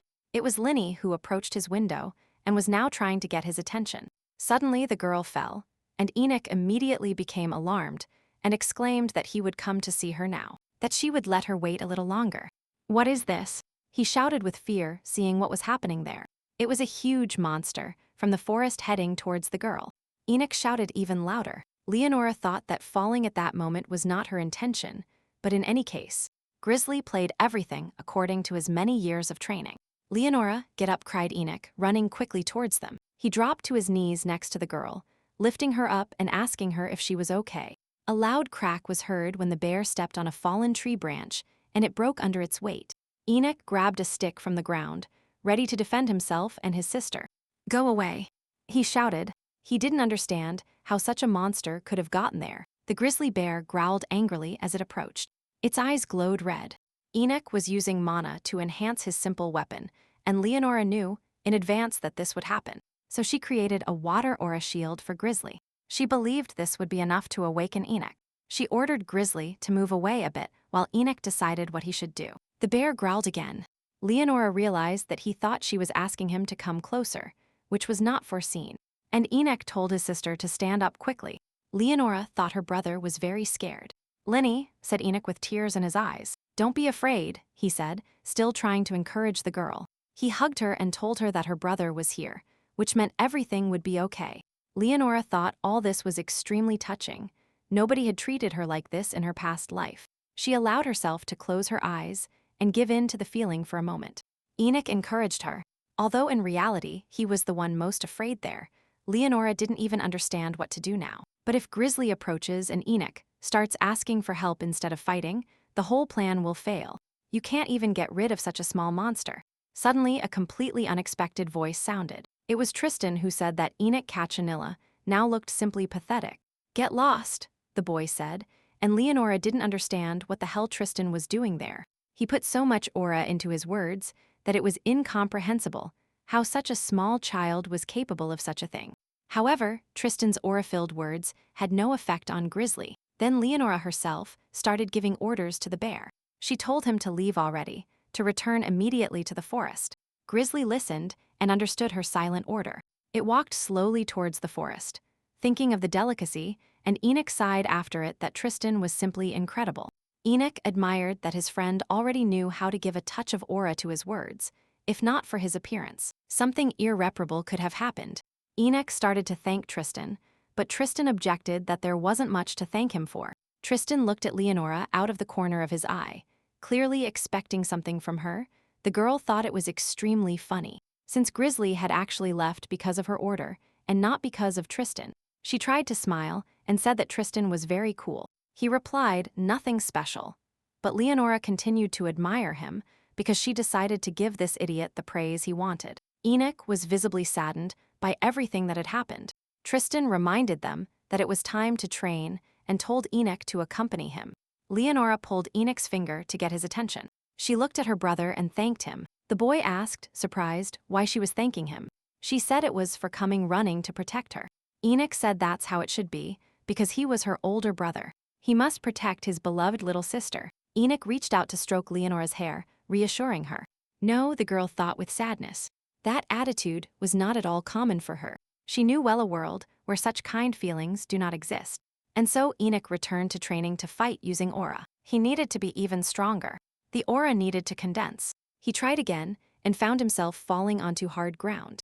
Despite the failure, it was necessary to try again. Sir Baristan sighed outwardly and asked what was happening to Enoch today. He stated that he didn't need to try to concentrate the aura, as he had already told him more than once that with his skills it was simply impossible. No, master, said Enoch. And yet, the boy stubbornly picked up his training weapon. He told his mentor firmly that he wanted to become stronger, like Tristan. Leonora watched him and thought she was proud of her younger brother. It seemed like his spirit had finally been lifted. Baristan was clearly surprised because he didn't expect to see Enoch from that side. But then he yelled at Enoch not to fool himself, because just because Tristan can do something doesn't mean Enoch can do something similar too. Because Tristan was born with the most outstanding qualities in the history of the Summer Nights. Soul Nights, so he is very different from Enoch. Leonora looked at him and thought he was a scoundrel. Baristan demanded that Enoch never practice anything other than what he himself told him, because if the boy abused his aura, he would only accumulate physical fatigue. He even clarified if Enoch heard him, and Leonora thought that it turned out the mentor was scolding Enoch even more for having motivation. It was somehow strange, because the more you train, the greater the aura capacity. And it is impossible for the sword master not to know that. It all seemed too suspicious to Leonora. It seemed that Baristan was deliberately hindering Enoch's growth, but it wasn't entirely clear why he would want to do that. While Leonora and Enoch were walking through the forest, they suddenly saw Sylvester. Enoch asked if it wasn't their older brother who had gone out for a walk, and indeed it was Sylvie. And Leonora wondered where he was going. The girl told Enoch that he was tired, so he needed to keep going, and that she would go with Sylvie. The boy seemed so lonely and sad that his eyes were shining suspiciously. Leonora ran to Sylvie and asked him why he was crying. No, the boy replied and hid his face in his hands, and Leonora shouted that he was lying because she saw that he was crying. He looked at her, and Leonora thought that she hadn't intended to speak to him in that tone, but that she had simply told the truth. She had just seen his tears. She asked what had happened. She wanted so much for Sylvie to tell her. Sylvester said that since Leonora could barely speak, he had heard how much she cared about him. And Enoch, if we look at these character traits, we can say that he resembled his father in his kindness. And unlike Sylvester himself, Leonora was definitely the Duke's favorite daughter. It was much more likely that he was the illegitimate son of this family. Although Sylvester knew that he hadn't stepped forward to protect Leonora when that misunderstanding occurred. He turned out to be a cowardly man who couldn't even be called Linny's older brother. He apologized, and Leonora assumed he was so upset because lately she had been dedicating too much time to Enoch. She told him confidently that they were all Papa's children. She couldn't even imagine that Sylvie would think such a thing because he looked so much like his father. Sylvester objected that his father was a great man, and that was the only reason he said that. And appearance didn't matter at all. Because his father was always so cold to him, when he made a mistake, the Duke would immediately show coldness. Because Sylvie wasn't his real son. It was obvious when he hurt Leonora. The girl was surprised that he was still worried about that. Leonora thought that she, who was focused on training to prepare for the future, could not allow Sylvie to continue digging a tunnel in his soul due to this misunderstanding. She said that Sylvie didn't need to worry about that. It was just that Papa could also get angry or make mistakes. She asked her brother to follow her. She was going to solve the problem right now at a perfect level for children. They arrived at the Duke's office, and fortunately Gaspar was there. The girl told Sylvie to pay close attention to what she did from now on. Leonora looked at the vase that contained Gaspar's favorite rice drink. The Duke turned, alarmed by the sound. "Lenny," he exclaimed, jumping from the desk. He ran to the girl to check if she was okay, as she had scared him a lot. Leonora thought sadly that that was not enough to change him. She thought her father would have to forgive her beforehand. She had a plan, so her little fist crashed into Gaspar's nose. Sylvester, who was observing the scene, let out an exclamation. The mess that Lenny had been making moved to the desk with papers. Henry, standing at the door, listened with curiosity to the noise in the Duke's office. "Lenny, what does all this mean?" exclaimed the Duke, not understanding why the girl was behaving like that, throwing things everywhere. "Lenny," shouted Sylvester, "Leonora Estrella de Chania," Gaspar almost growled. For the first time, the father called the girl by her full name. She even stopped throwing objects around her. Standing in the middle of the devastation she had caused, the Duke asked her what on earth she was doing. "Sylvie, I'm scared," the girl shouted, running towards her older brother.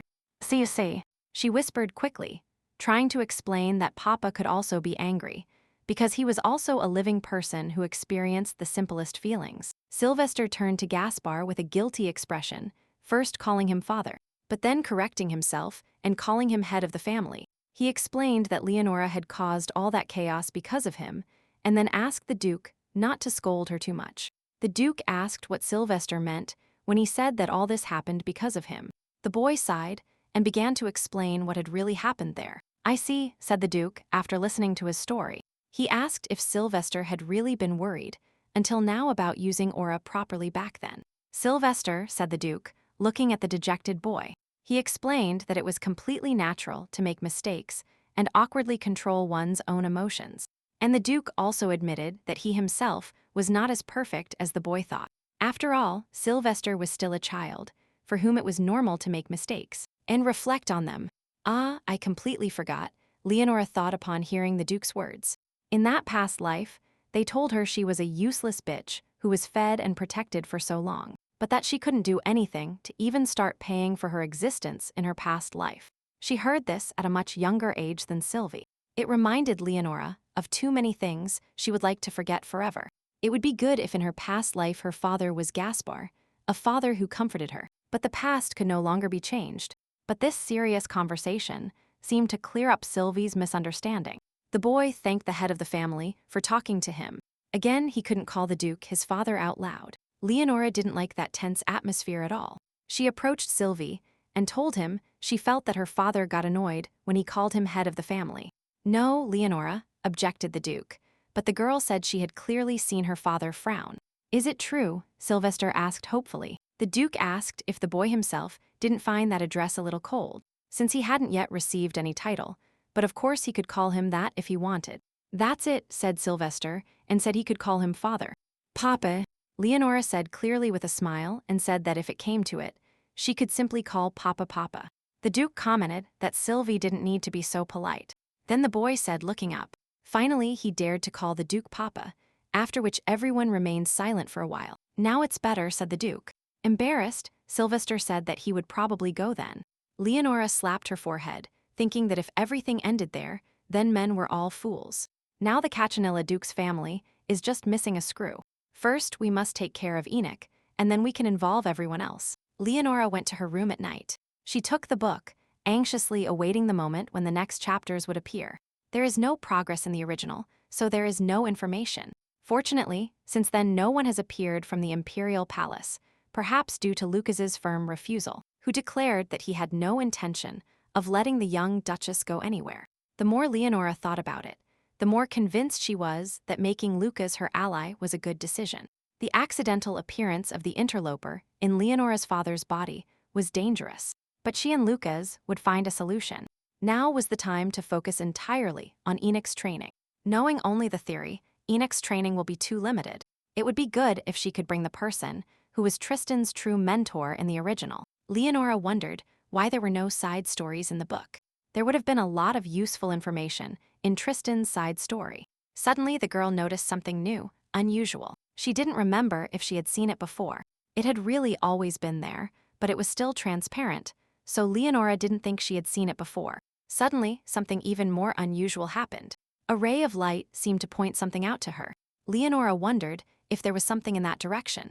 It turned out that the beam was pointing towards Tristan, who was looking at her with his arms crossed over his chest. "Come walk with me," Leonora told him, without expecting that boy to be able to give her any kind of clue. It seemed that other people didn't see that ray of light. Tristan told the girl that Enoch had already finished his training, and Leonora replied that she came here to see Tristan himself. Baristan said that even in the eyes of the little Duchess, Enoch's skills seemed unremarkable upon hearing these words. Leonora thought that this man, apparently, simply had nothing better to do than speak ill of her brother. "Get lost," said Tristan, moving away from the girl, and declared that he had no intention of taking care of the girl. "I am not a little girl," declared Leonora, and walked after the boy. She didn't understand at all what she should do now. The damn book, since it sent her here, could have told her how she should act now. "Wait," she shouted. Tristan stopped and turned around. A thick book was flying towards him. "What kind of book is this?" asked the boy, grabbing it. Because only Leonora could see the content of the pages, so Tristan wouldn't be able to read anything there. He simply asked why she was dragging such a useless, empty book with her. Leonora saw light coming out of the book.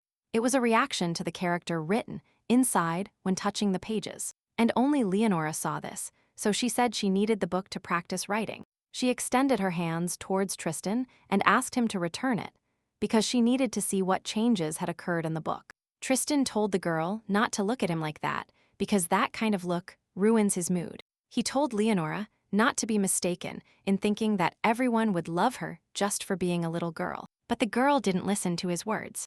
She just wanted to get her book as fast as possible. As she expected, new information had appeared. She hadn't had time to read it yet, but it had to be information about Tristan. But what she saw there surprised her. Leonora looked at the book and simply didn't understand what it was. It was a side story of Tristan that told what Tristan thought while looking at Leonora, extending both hands to him. He thought about how cute those big eyes were, about how he wanted to squeeze those chubby cheeks. Tristan frowned as hard as he could to prevent his true feelings from being seen. He gave her the book and thought that her fingers were so small and cute that he would like to hold her hand at least once. Tristan said he wasn't like that. Regardless of whether you were a child or an adult, being weak was simply disgusting. And then Leonora and all her family were disgusting to him. This is what Leonora read in the book, and she was quite surprised by what was written there. Tristan asked what happened with her expression. After all, she didn't believe that Cachanilla and Zaloa were on the same level, just because both families held the same title. Leonora asked why Tristan was being so rude. The boy asked why he had to speak to her in a friendly manner, and Leonora said that was not what she had meant at all. She thought that, of course, she knew that in the original, the main male character was prone to hiding his feelings behind sarcasm, but she hadn't realized how much it showed. He thought Leonora was so sweet that his heart ached. He was so jealous of Enoch for having such a sweet little sister, and he said out loud that Enoch must be really angry about all of this.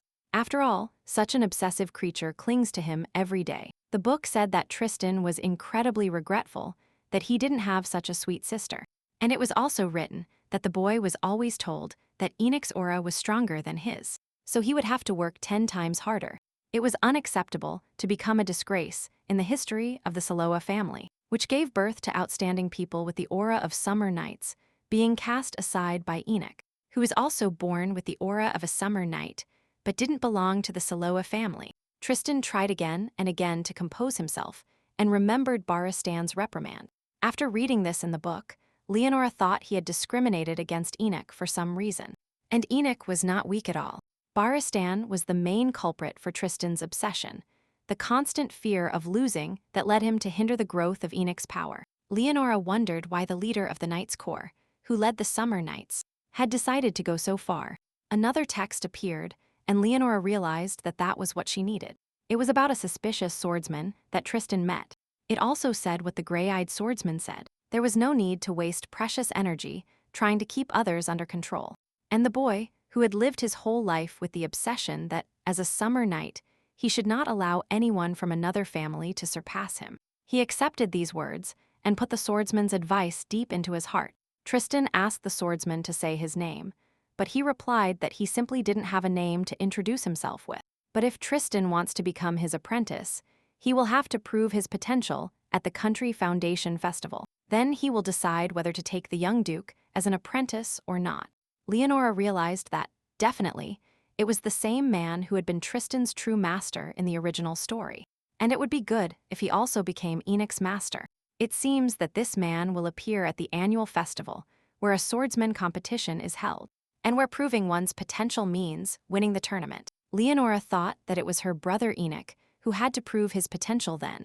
The decision is made, it only remains to put it into practice.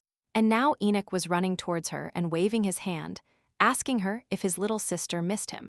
Not at all, replied Leonora with a smile. She said that Enoch was so cool during training that she wasn't bored at all watching him. Enoch replied confusedly that he wasn't cool at all, that no matter how hard he tried, he didn't improve. Leonora thought that if he continued taking lessons from Baristan, his self-esteem would sink to the bottom.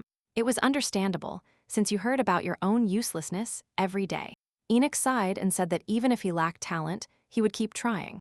Last time, since he couldn't protect his little sister, he decided to try harder to improve. To protect Leonora, Enoch must become stronger. Enoch, said the girl thoughtfully. She asked him if this was really what he wanted to achieve. Do you really want to become stronger? Asked Leonora again, looking at her brother. Yes, that's right, confirmed Enoch hesitantly, not really understanding why she was asking with such seriousness. She asked what would happen if she could make him stronger. Will you make me stronger? Repeated the boy, puzzled. In fact, in my past life I was a great swordsman, declared the girl decisively. Enoch asked if she had dreamed it. She said it was true, that she had had many students, that she had fallen off a cliff, and she had climbed back up with only a knife, and that she had also won a battle alone against 18 opponents, and that she was telling the pure truth. Leonora said that she had recently fallen asleep for a short time, and the memories of her other past life had returned to her body. And in that life, when she was younger than Enoch, she had gone through more rigorous training than he could have ever imagined. But it was better not to talk about that. Seeing Enoch's expression, Leonora asked him if he thought she was talking nonsense. But Enoch suddenly exclaimed that all of this was very cool. It meant that Linny's little sister was once a great person. His heart was about to jump out of his chest. Leonora thought that the third brother was still so naive that it was incomprehensible how such a minor character could become a villain. Enoch said that he would definitely try, that he was ready, that she could make him her student. Very well, if that's what you want, Leonora said, looking at him intently. Her brother himself wanted it, so they could start training without delay. They will change the location first. 30 minutes have passed since this decision. Enoch's sword fell next to the training equipment. Enoch knelt on the ground. He told Linny that he was very tired and asked her to finish for today. Leonora looked at him and declared that Enoch was not tired at all. Enoch shouted that he had said he was tired, and that Sir Baristan had always told him that training should be done in moderation. Leonora objected that there was no measure in training. She told him to forget the words of Baristan or any other scum. They tell lies. Leonora put the whistle to her lips and made a sharp sound. She stated that since Enoch had enough strength to argue, it meant he had energy for another set. So go ahead. If Enoch had been a normal child, he wouldn't have made it this far, but Leonora knew that soul knights had many times more stamina than normal people. Everything was for the sake of his family. So the day passed, and then a week flew by. The month ended, Leonora and Enoch were running through the forest, and the boy asked out loud where Linny had hidden from him. Linny, the boy continued calling, looking around. At that very moment, a furious and growling bear emerged from the thick brush. Enoch also screamed in surprise, but then he smiled and asked what the demonic beast wanted from him. It was the same demonic beast that had attacked Linny, and now it had returned so Enoch could teach it a lesson. And the boy rushed to attack. Using the power of aura that Enoch had imbued into his weapon, he managed to push the bear away from himself. He didn't know that Leonora was watching him, and the girl thought that Enoch had matured a lot during that month. It was incredible, but that's how her little brother turned out to be. Enoch, how cool, exclaimed Leonora, running out of her hiding place. Lenny, the boy shouted. He asked if she saw how he got rid of the monster. He was able to get rid of the demonic beast alone, just like Tristan. Like Tristan, repeated the boy enthusiastically, and Leonora looked at him. She also thought about the grizzly. Surrounded by the water attribute shield, it must be alive. She should let him get lost in the feeling of duty fulfilled. Leonora announced that Enoch had rested enough and that they should return to training. Enoch asked her what she was talking about, if his training hadn't finished. After all, he had gotten rid of the grizzly bear. Leonora stated that the real training starts from this moment, because even at this moment, the Saloa opponents are conducting special training among themselves. In any case, it doesn't matter because Leonora knows what Tristan is doing every minute of the book. She announced that starting today, serious mana training would begin, and their goal, and Enoch's would be to get first place in the fencing competition. What? Enoch screamed in horror. After all, it was a fencing competition for first place. It was almost impossible for Enoch to get that spot and not Tristan. Calm down, Leonora said, and then explained that the Cachanilla family always aims for the best. According to the side story, the retired Winter Knight helped Baristan strengthen Tristan's aura. The most effective way to cultivate soul aura was to use a soul knight with the opposite attribute. Thinking about this, Leonora knocked hard on the door she needed, because the most important person for them. And Enoch at that moment was the Winter Knight, Sylvester. Sylvie, hello, Leonora said, entering her older brother's room. Sylvester looked her up and down and asked her why she had come. The girl replied that she really needed his help. I don't want to, Sylvester said and turned around. Leonora was surprised, as she hadn't even said what kind of help she needed. She asked him why he didn't want it. She asked what was wrong, if something bad had happened to Sylvie. Sylvester replied sadly that she only liked Enoch. What an idiot, Leonora thought enthusiastically after hearing this. She exclaimed that she also liked Sylvie, so much that she opened her arms and demanded that he look at her. She was surprised that he felt offended by her just because lately she only plays with Enoch. Sylvie, please help me, the girl pleaded, trying to look as pitiful as possible, not believing that he would refuse even then. I felt a little uncomfortable because I shouldn't have resorted to a method I had never used before. How can I help you? Sylvester asked without looking at his sister. First, she had to tell him everything, and the girl said that there was nothing difficult, but she thought that he didn't show it as openly as Enoch, but even so, he also loved her. She asked him to simply play with her and Enoch. So a month has passed since Sylvie and Enoch began their aura-strengthening training, disguised as a game. My lady, get up quickly. The words were heard. We have to get ready quickly. Leonora lifted her head from the pillow and asked what was happening. Why? Lala and Lulu began to admire her, discussing who their freshly awakened young lady resembled. If even now she looked so beautiful and sweet. The maids assumed that the girl looked a little like them, just a little, because when you receive love, you become a little like this man. Leonora didn't understand why they were so excited since the morning. It would have been better if they had answered the question. They pulled Leonora out of bed and asked her why she still couldn't wake up. But this year, the meeting of the heads was held at the Cachanilla estate, so they needed to wake up early. And get ready. The meeting of heads was a periodic meeting held by the heads and elders of the 5 noble families, including the Dukes of Saloa and Achania. Leonora thought that this meeting was usually held at the imperial palace, but now, for some reason, it had to be held here. Perhaps this had something to do with the rumors that Leonora was an illegitimate daughter. She thought that the rumors had calmed down thanks to Gaspard's repeated categorical denials. But betrayal could happen at any moment for personal gain. But she had to show that she was a good girl in front of the elders. The fall of the Cachanilla family was due to pressure from the emperor and checks from other families. But there was also an internal problem. In the original story, once Gaspard's rebellion failed, the related families had no choice but to turn their backs on him. To change the tragic fate of the Cachanilla family from the original, many things had to be changed. And Leonora was already busy raising her brothers, but now she also had to think about this. It was simply child abuse. And yet, once she decided to survive in this life and avoid the fall of the Cachanilla family, she had no other choice. She needs to have confidence in front of anyone. Let's go, Lulu Lala, she said when the maids finished dressing her. They walked together through the long corridors of the Cachanilla estate. "Lady Leonora," Henry said with a bow. Leonora greeted him, and soon Enoch ran towards her. He exclaimed that his little sister was incredibly cute today. She said that Enoch was also very handsome today. He said that of course he was her brother, but he didn't understand at all why he had to dress like that if he was always handsome. Someone asked if the young Countess Ardell would be here today. The elder of the Ardell family replied that, to his regret, the lady was not feeling well. The second guest asked if she was sick because of something, and Elder Ardell replied that since the young lady was born as a mage, with the water attribute, she often gets sick. She was born with a precious talent that 5 families lack, so everyone hoped she would recover soon. Then Leonora heard that Hune had an important exam today, so she and Linny would be alone. "Yes, I hope so," said Elder Ardell. And yet, it was no better than having a strong body, but no magical talent. He said it in such a loud voice, as if he really wanted Leonora to hear it. The guests discussed this among themselves, and Leonora just stood nearby. One of the guests asked the second elder what nonsense he was saying, but he didn't understand what he had said wrong. He insisted that he had only told the truth. "It's hot," he screamed suddenly and fell to the ground, covering his eye with his hand. This was the influence of the fire attribute aura.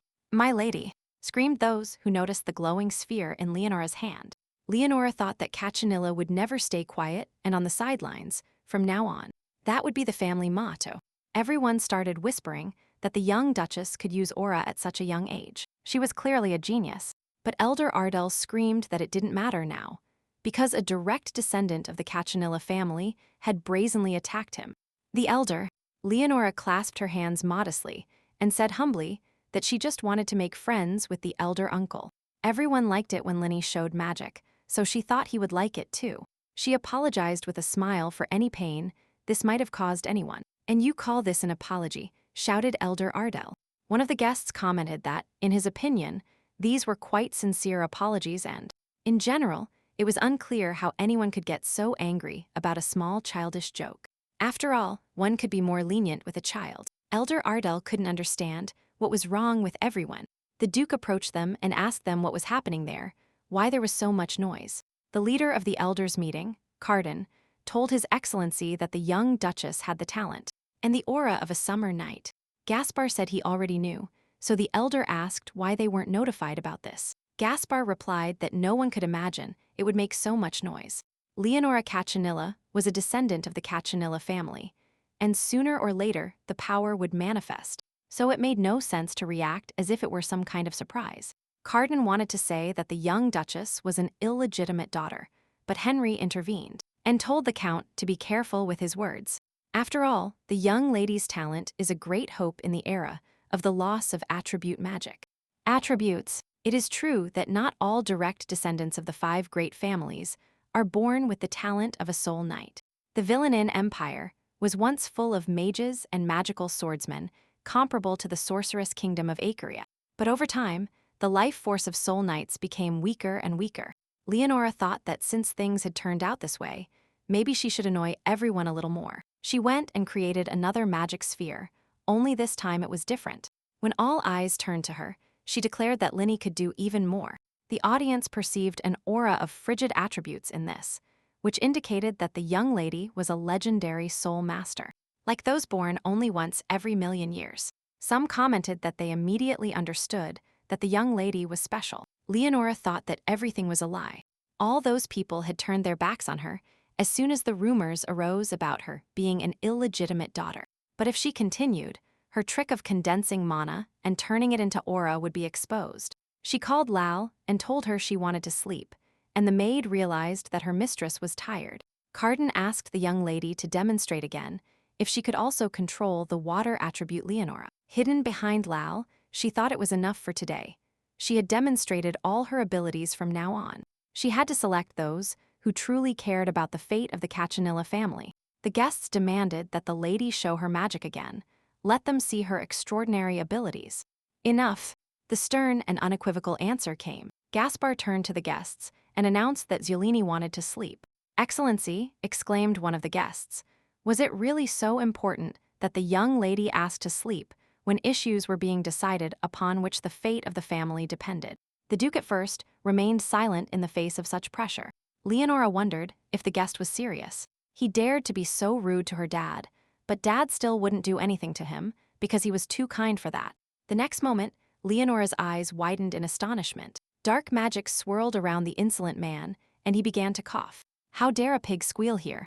asked the Duke, who was directing this magic attack. He asked if perhaps he should blow someone's brains out if they didn't understand the situation.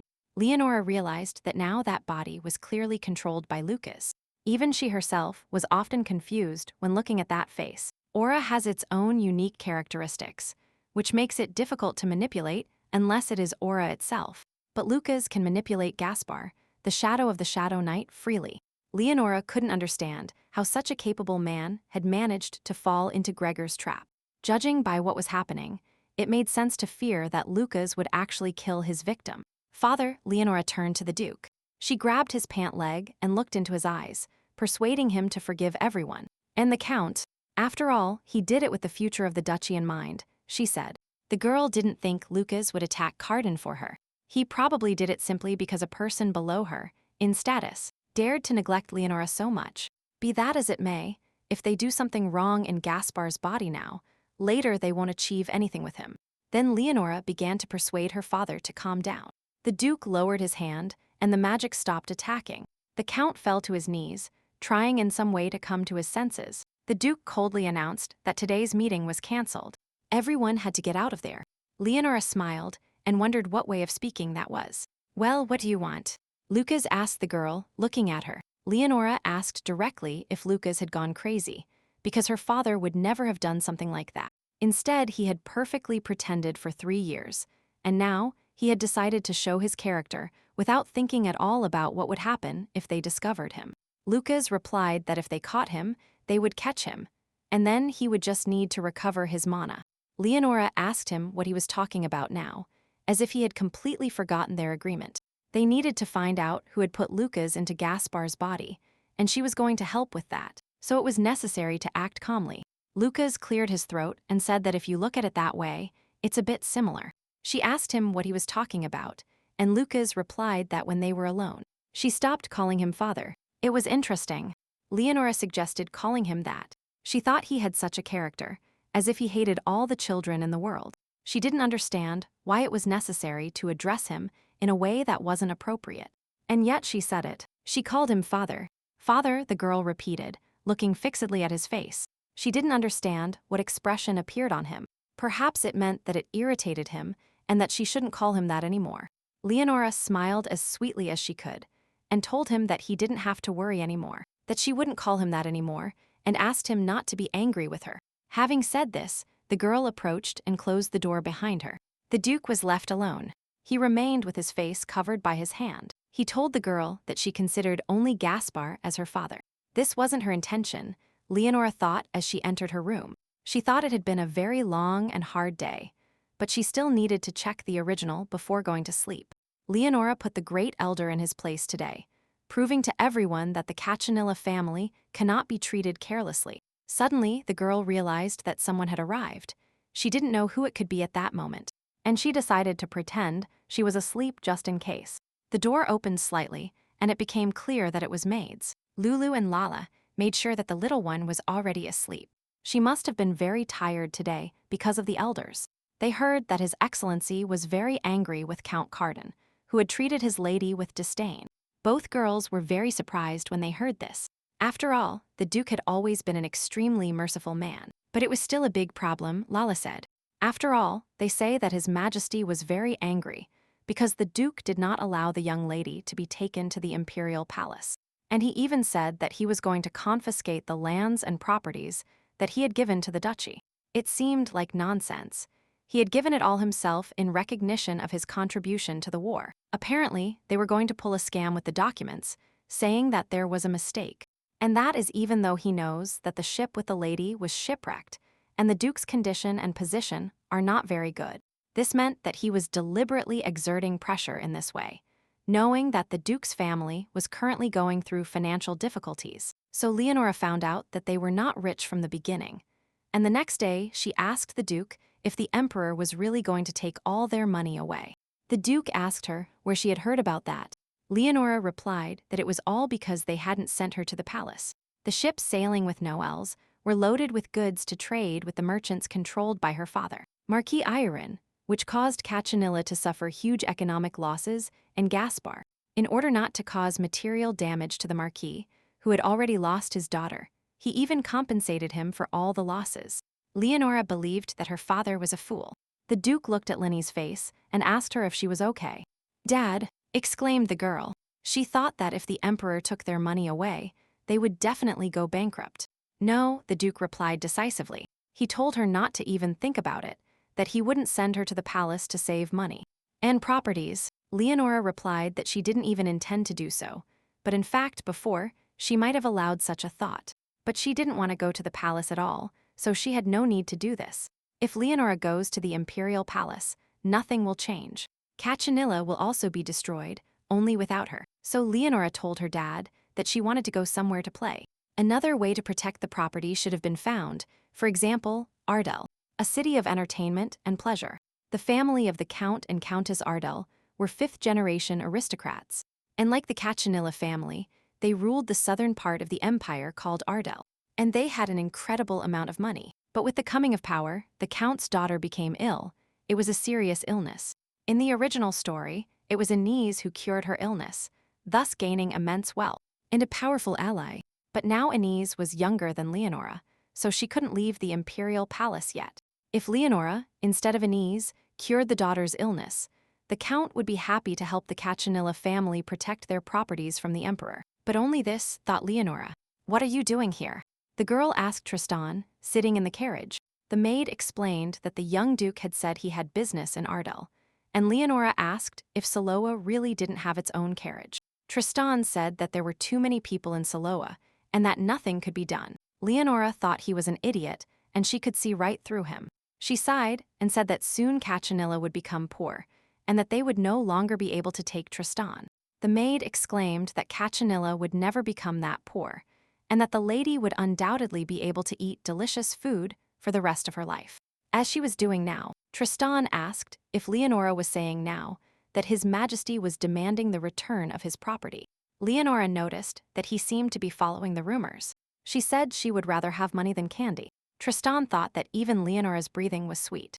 "I see," he said and looked away. It turned out she liked money. He was glad she had a lot of money. Soon they arrived in the city of Ardell. Leonora decisively stepped up as she got out of the carriage. "Wow," she said, looking around. Everything she saw really impressed her, especially since she wasn't used to it. Crystal clear water flowed through the canals, and boats sailed on them.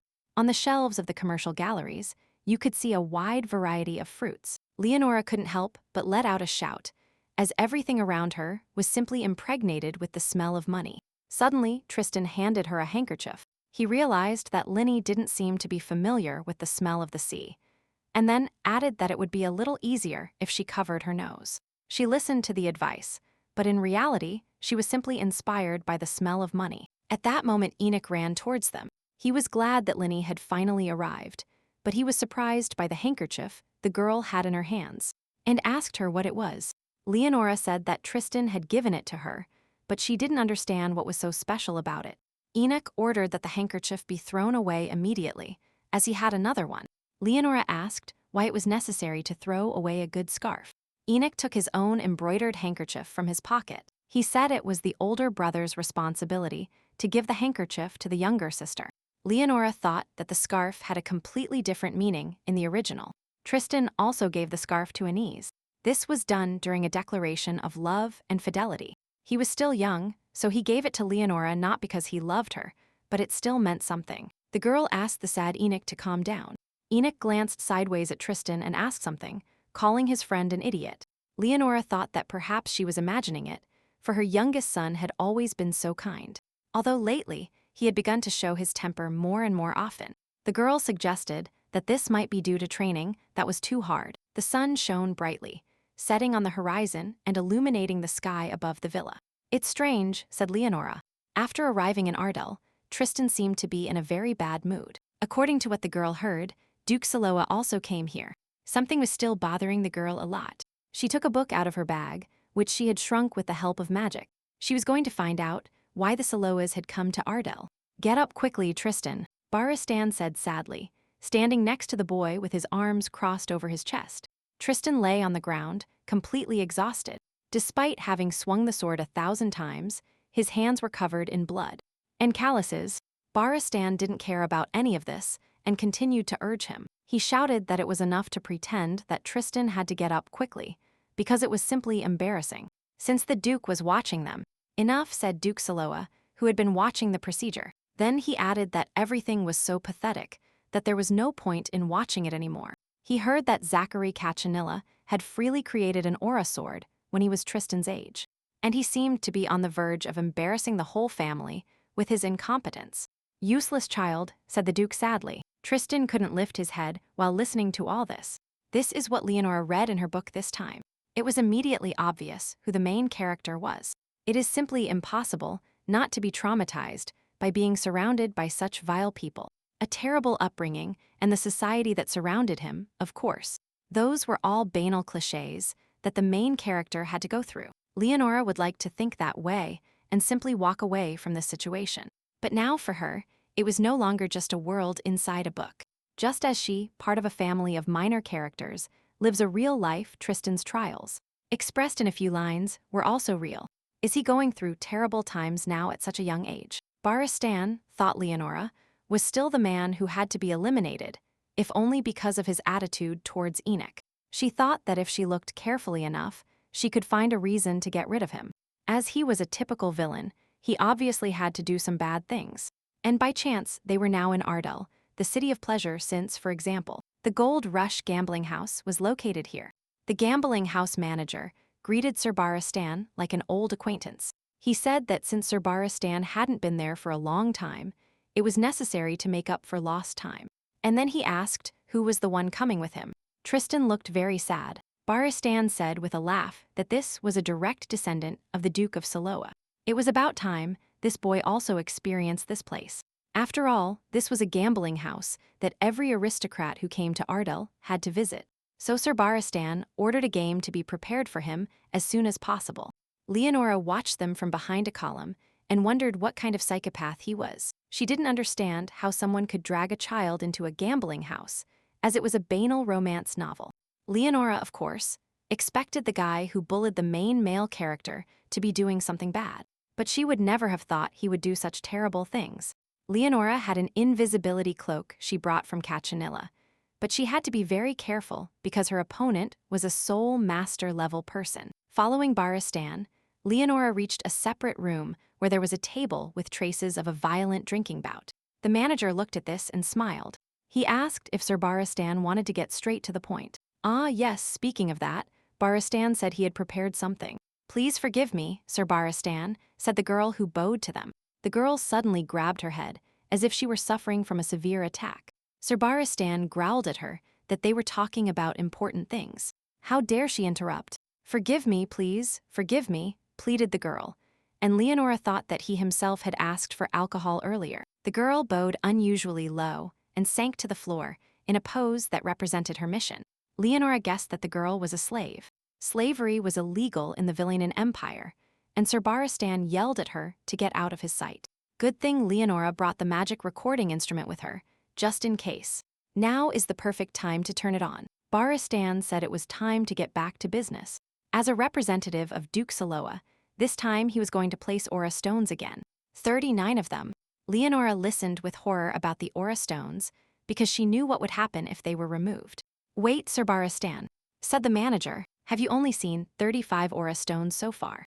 Baristan cleared his throat and said that he hadn't brought the child with him for nothing. He was going to give the manager the opportunity to personally extract the 4 aura stones right now. Same. Do you mean the Duke's aura? Exclaimed the manager. Baristan said that since this is an opportunity to obtain pure aura, the price will be 10 times higher, and expressed his hope that everyone here understands this. The manager said of course, but he wasn't sure it was worth talking about all this so directly in the presence of the young Duke. Ah, don't worry.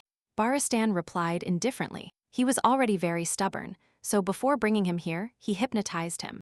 Leonora listened with horror about the hypnosis and what Baristan was doing to Tristan. After all, if a soul knight's aura stones are forcefully extracted, his life expectancy will be greatly reduced. Aura stones that are made by extracting aura from the human body can be used as magical tools. Since a lot of money is made, and there is illegal sale, Leonora thought that only unscrupulous scoundrels did that. Obsessed with money, who didn't care that it shortened someone's life, Leonora thought that one of those scoundrels was now sitting in front of her. The gambling house manager said that he never thought the day would come when he could extract the aura of a person from the family of the 5 great aristocrats with his own hands. It was too great an honor. Baristan said that thanks to this, he could pay off all his gambling debts. The manager said that, since he was a direct descendant of Saloa, he would give 20 times the price. He touched the child's forehead, where the aura stone was forming. It seems that's how he was going to extract the aura. Tristan, Leonora thought worriedly as she watched him. He is one of those who will lead the Cachanilla family to destruction. But nevertheless, he was still a child, so Leonora was determined to protect him. She approached his feet and thought that now she would fill her teeth with mana. She would bite so hard that it would hurt Tristan, and he would come out from under the hypnosis. And that's what she did, biting the boy's leg with all her might. Tristan screamed loudly in unexpected pain. Baristan and his companion were also scared by this unexpected incident.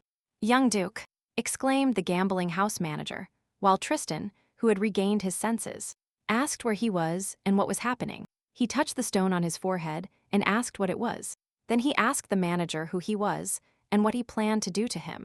The gambling house manager asked Sir Baristan to hypnotize the boy again. Baristan replied that it was impossible, because he wasn't the one who hypnotized him last time. Tristan turned to his mentor and asked him what kind of hypnosis that was. It wasn't a meditation practice, as his mentor claimed. Baristan said that Tristan is incredibly stupid if he doesn't understand that the meditation practice and hypnosis are no different from each other. They are one and the same thing.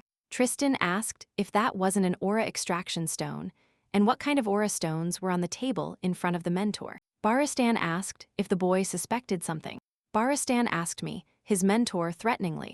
He shouted that he had already told Tristan more than once that there must be a trusting relationship between a mentor and a student, and that distrust of others was a chronic problem for Tristan. Leonora was very angry and thought that to earn trust you have to behave in such a way that you deserve that trust. Anyone would be confused if they were mocked with such insistence. Tristan said that he didn't want to suspect anything about his mentor either, but this situation raised questions for him. "Enough!" Baristan shouted at him and then asked him if it was because Tristan didn't trust people so much that his mother abandoned him. Tristan looked completely dejected. Leonora, from under her invisibility cloak, saw him clenching his fists. In the original story, Tristan's mother was expelled from the duchy. It was all because the Duke was tired of her and wanted to put another woman in the Duchess's place. But Tristan didn't know anything about this. He was sure his mother had simply abandoned him. It took a long time before Inez found his mother and resolved the misunderstanding. Baristan said that if Tristan didn't want to be abandoned again, he had to start trusting the people around him a little more. And he couldn't even trust his own mentor. "Okay, mentor," Tristan said resignedly. What a pathetic bastard, thought Leonora. He had traumatized a child just to pay for his own entertainment. She couldn't take it anymore, and Baristan said he hadn't brought this child with him today for nothing, but that he was giving his interlocutor the opportunity to personally extract 4 aura stones right here. The manager asked if he meant the young Duke's aura, and at that moment they heard a strange sound. It came from somewhere in the void next to the young Duke's foot.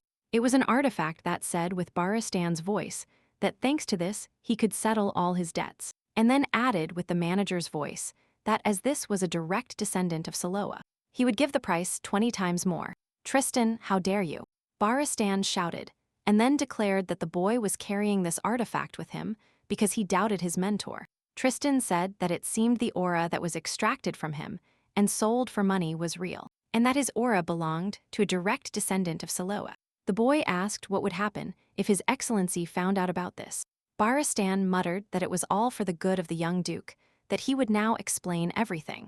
Tristan stated that he would hear his explanations in court. With these words, he resolutely headed towards the door to leave that place. Leonora ran after him because she also needed to get out of there somehow. Baristan cursed the damn boy furiously, and the manager raised his hands and said that his interlocutor's exorbitant greed was to blame for everything. Baristan yelled at him to shut up, that it was all his fault for letting him gamble. The manager said he would pay the entrance fee for today's game and hoped Baristan would feel better then. Then we'll leave you here, he said, and signaled to Celia to go with him. Yes, sir, the girl with the black collar responded obediently. Suddenly, he noticed something unusual. She looked directly at the place where Leonora was hiding, and the girl suspected that Celia could see her. The manager asked Celia why she was standing there, and the girl replied that her leg was there. She saw the edge of a shoe sticking out from under Leonora's cloak. Celia said, with a smile, that she saw such a cute baby foot. Leonora was furious. How was it possible that her foot appeared from under her robe? It could really be because she was wearing shoes that were too bulky today. She realized she was finished. There's a little foot here. How cute. Celia said. What really? Baristan asked. He reached out and tore the invisibility cloak off the girl. Leonora thought she had been discovered and had no idea what to do now. Hi, she said, looking at Baristan. She assured him that Linny didn't know anything and asked him not to hurt her, but to let her go. Baristan shouted that she couldn't have found out about this place on her own. Such a young girl couldn't have come here by herself, which meant her father had sent her here. And Leonora had immediately aroused his suspicions since she started attending her older brother's training. Things were getting more and more dangerous here. They were clearly going to make Leonora a scapegoat, but Celia ran to defend her.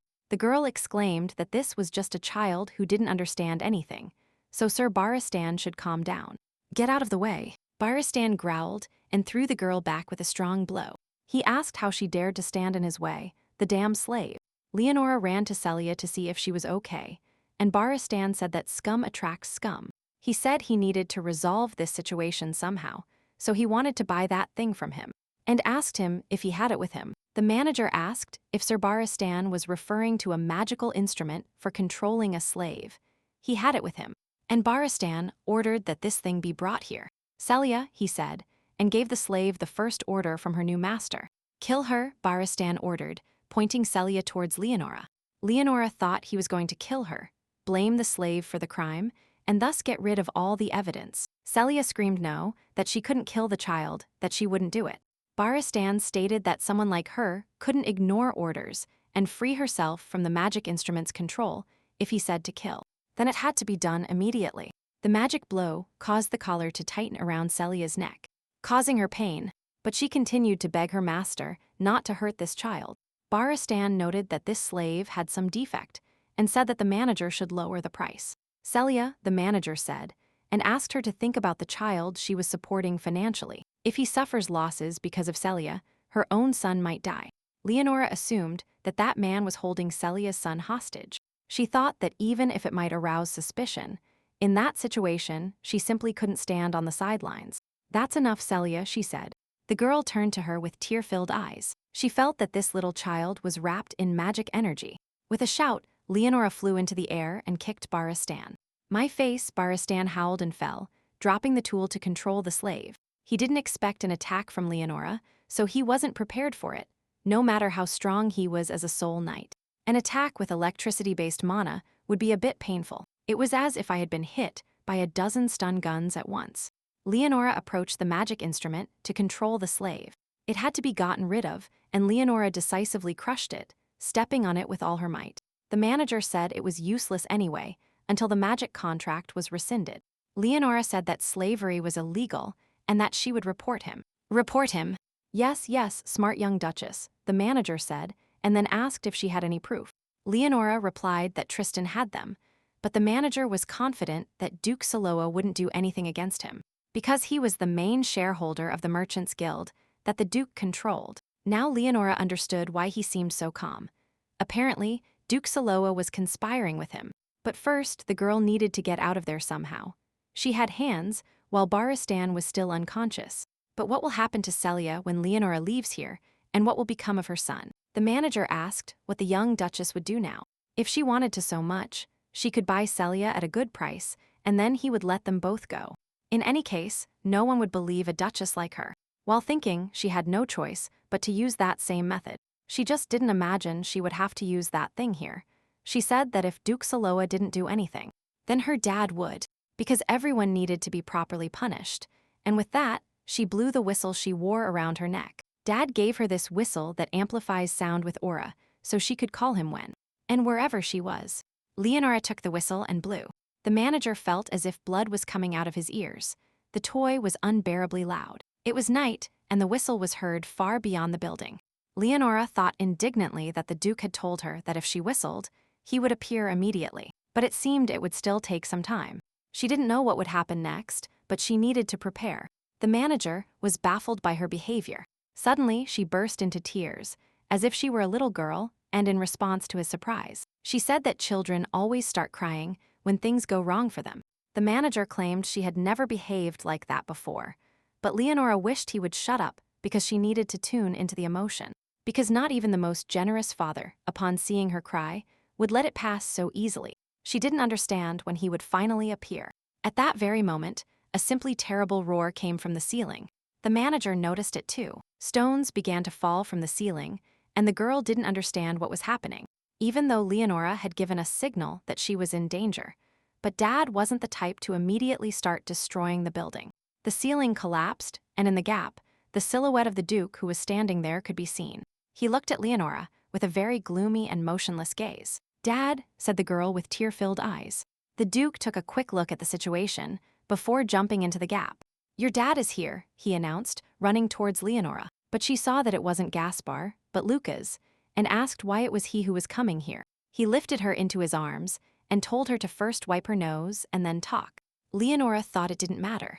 The others still perceived him as Gaspar. The manager exclaimed what the Duke of Cachanilla was doing here, but he didn't need to know. But Leonora wouldn't mind knowing why Lucas was so sad. He looked around, saw where he had ended up, and the destruction he had caused. He demanded an explanation as to why his daughter was crying there in the middle of the gambling house. Leonora demanded the manager tell him everything she had already told him before. The frightened manager muttered that it was all just a little misunderstanding. It was that the young Duchess was lost, and he was about to take her home. Or rather, he was going to order this maid to take the girl away. Leonora protested angrily, claiming that he was lying and that his uncle was illegally trading in slaves, and even offered to buy her at a high price. The manager raised his hands and asked what she was saying. Surely, His Excellency wouldn't trust the words of such a young person. The Duke declared that he always believed in his daughter's words and threw his interlocutor against the opposite wall with magic. "Excellency, please wait," begged the manager, and reminded them that they were in Ardell territory. If the Duke harms him, it could provoke a conflict between the territories. Leonora thought that this man knew how to get out of a dead-end situation, apparently because he was an experienced con artist. If this continued, they wouldn't be able to punish him. But Lucas chuckled with disdain and said it was nothing special, that if it was war, then it was war. Leonora muttered that it was true because a war could start, and then she realized what was happening. "Oh no, Dad, stop," she shouted, and Lucas asked her why. Leonora originally came here for Count Ardell's money, but if all this now escalates into a war, everything will just become more complicated. It would be good to have proof to make the punishment legal. But for now, she demanded Lucas end all this already. Unfortunately, Tristan took the only evidence of the crime with him. Suddenly, Leonora noticed something familiar. This was the same artifact that Tristan took with him. She didn't understand how it had ended up there again, and then she saw it. Leonora asked Tristan why he had suddenly returned, and the boy replied that something seemed too strange there. He had a small bite mark on his leg. He asked Leonora if she was trying to help him that way. No, she said. There were much more important things now. She turned to the Duke and told him that since she had proof of the crime, they would have no trouble passing sentence. And carrying it out, Lucas nodded to her. "That's great," Lucas said, intending to use magic energy. A loud scream was heard, tearing through the night, visible through the crack in the ceiling. Leonora thought Lucas was just a ruthless idiot. It was good that he was on her side.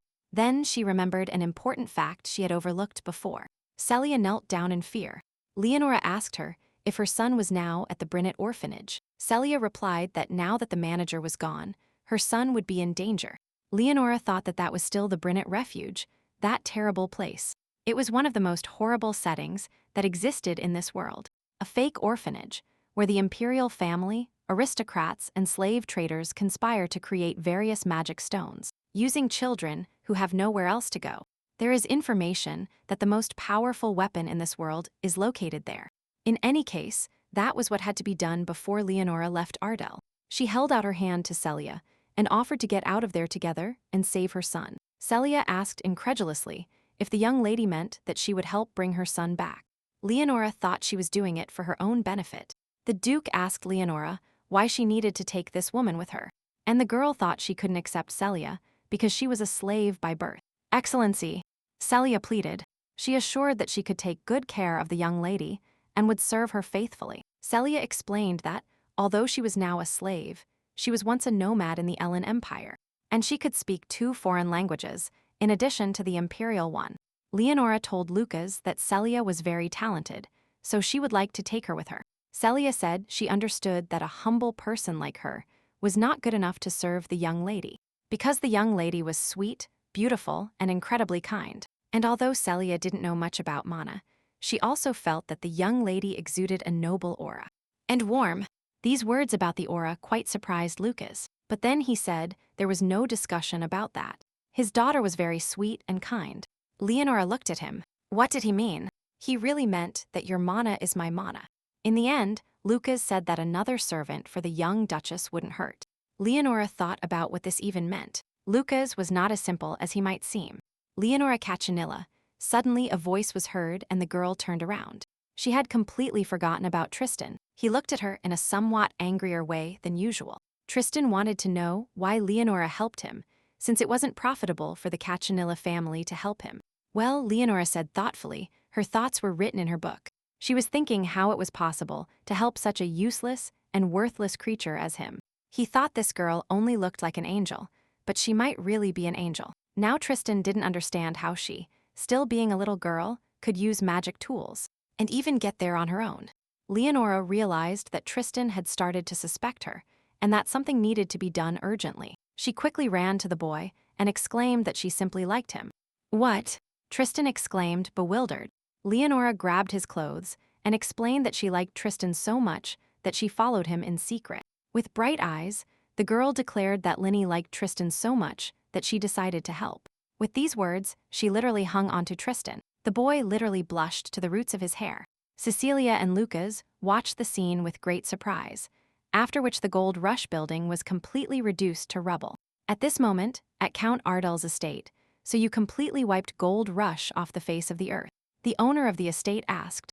Duke Cachanilla and Leonora sat across from him and heard about the large gambling house located in the central part of Ardell. The owner of the estate didn't understand how such a large building could be reduced to dust by aura. Lucas began to search for words to explain it. At that moment, Leonora grabbed him, causing him to shout. "Does something hurt?" Count Ardell asked anxiously. "What are you doing?" the Duke asked silently. And the girl said aloud with a smile that it seemed her father's legs had gone numb. She wanted to remind Lucas to speak politely, even though Gaspar was a duke. Count Ardell was also the head of a family of 5 generations of aristocrats. Lucas said that he apologized for what happened anyway, that the duchy would compensate for all damages. And Leonora thought that for some reason, even when he used polite gestures, his arrogance was impossible to hide. "What are you saying, Duke?" The Count said. After all, this was a gambling house where illegal slave trafficking took place. So the Count himself had to take care of this as quickly as possible. And since the Duke did all the troublesome work for him, the Count should be grateful to him. Lucas replied that he didn't need any thanks. Leonora saw a lot of information around her about the disease, and the medications themselves were in plain sight. Anyone could understand that the young countess was sick. Lucas said he had heard that the Count's daughter was sick often. Leonora said she was sad because she really wanted to meet Laureline. The Count replied with a smile that Laureline was feeling well today. He said that since the young lady was already here, she could meet her right now. Leonora entered a secluded gazebo where a girl was sitting alone. The girl seemed sad, but then she noticed the guest. She smiled and greeted the Duchess of Cachanilla. She said her name was Laureline Ardell and that she felt honored to meet the Duchess. That was Laureline, and Leonora exclaimed that her name was Linny and that it would be wonderful for her to meet her too. In the future, Laureline will become such a great mage that the Emperor will grant her the title of Laureline Aquamarine. Laureline said she had planned to play with the guest today, but unfortunately, she would have to ruin Leonora's mood because she was feeling bad again. And Leonora thought that seemed to happen often. She said that Loreline's health was more important than any fun they could have together. Leonora assured her that even if Loreline was upset or cried because she suddenly got sick, it was normal, so she shouldn't worry about it at all. Okay, Loreline replied with flushed cheeks. The girls sat down at the tea table in the gazebo. Leonora enjoyed the treat with pleasure. It had been a long time since she had had such a quiet tea party, so she was happy in that moment. She remembered realizing that she suddenly found herself in the world of a book. At first, she got completely lost in Lucas's problem. Somehow, she took over Gaspar's body by controlling mana. A lot of time also had to be spent training with Enoch and Sylvie to do everything on time, change destiny, save the Duke, and save the dying Countess. Leonora needed at least 10 copies of herself. So, for now, she would simply enjoy the piece that had fallen to her lot. Suddenly, the young Countess started coughing, and Leonora asked her if everything was okay. Loreline's complexion became paler than before, and she rushed to apologize.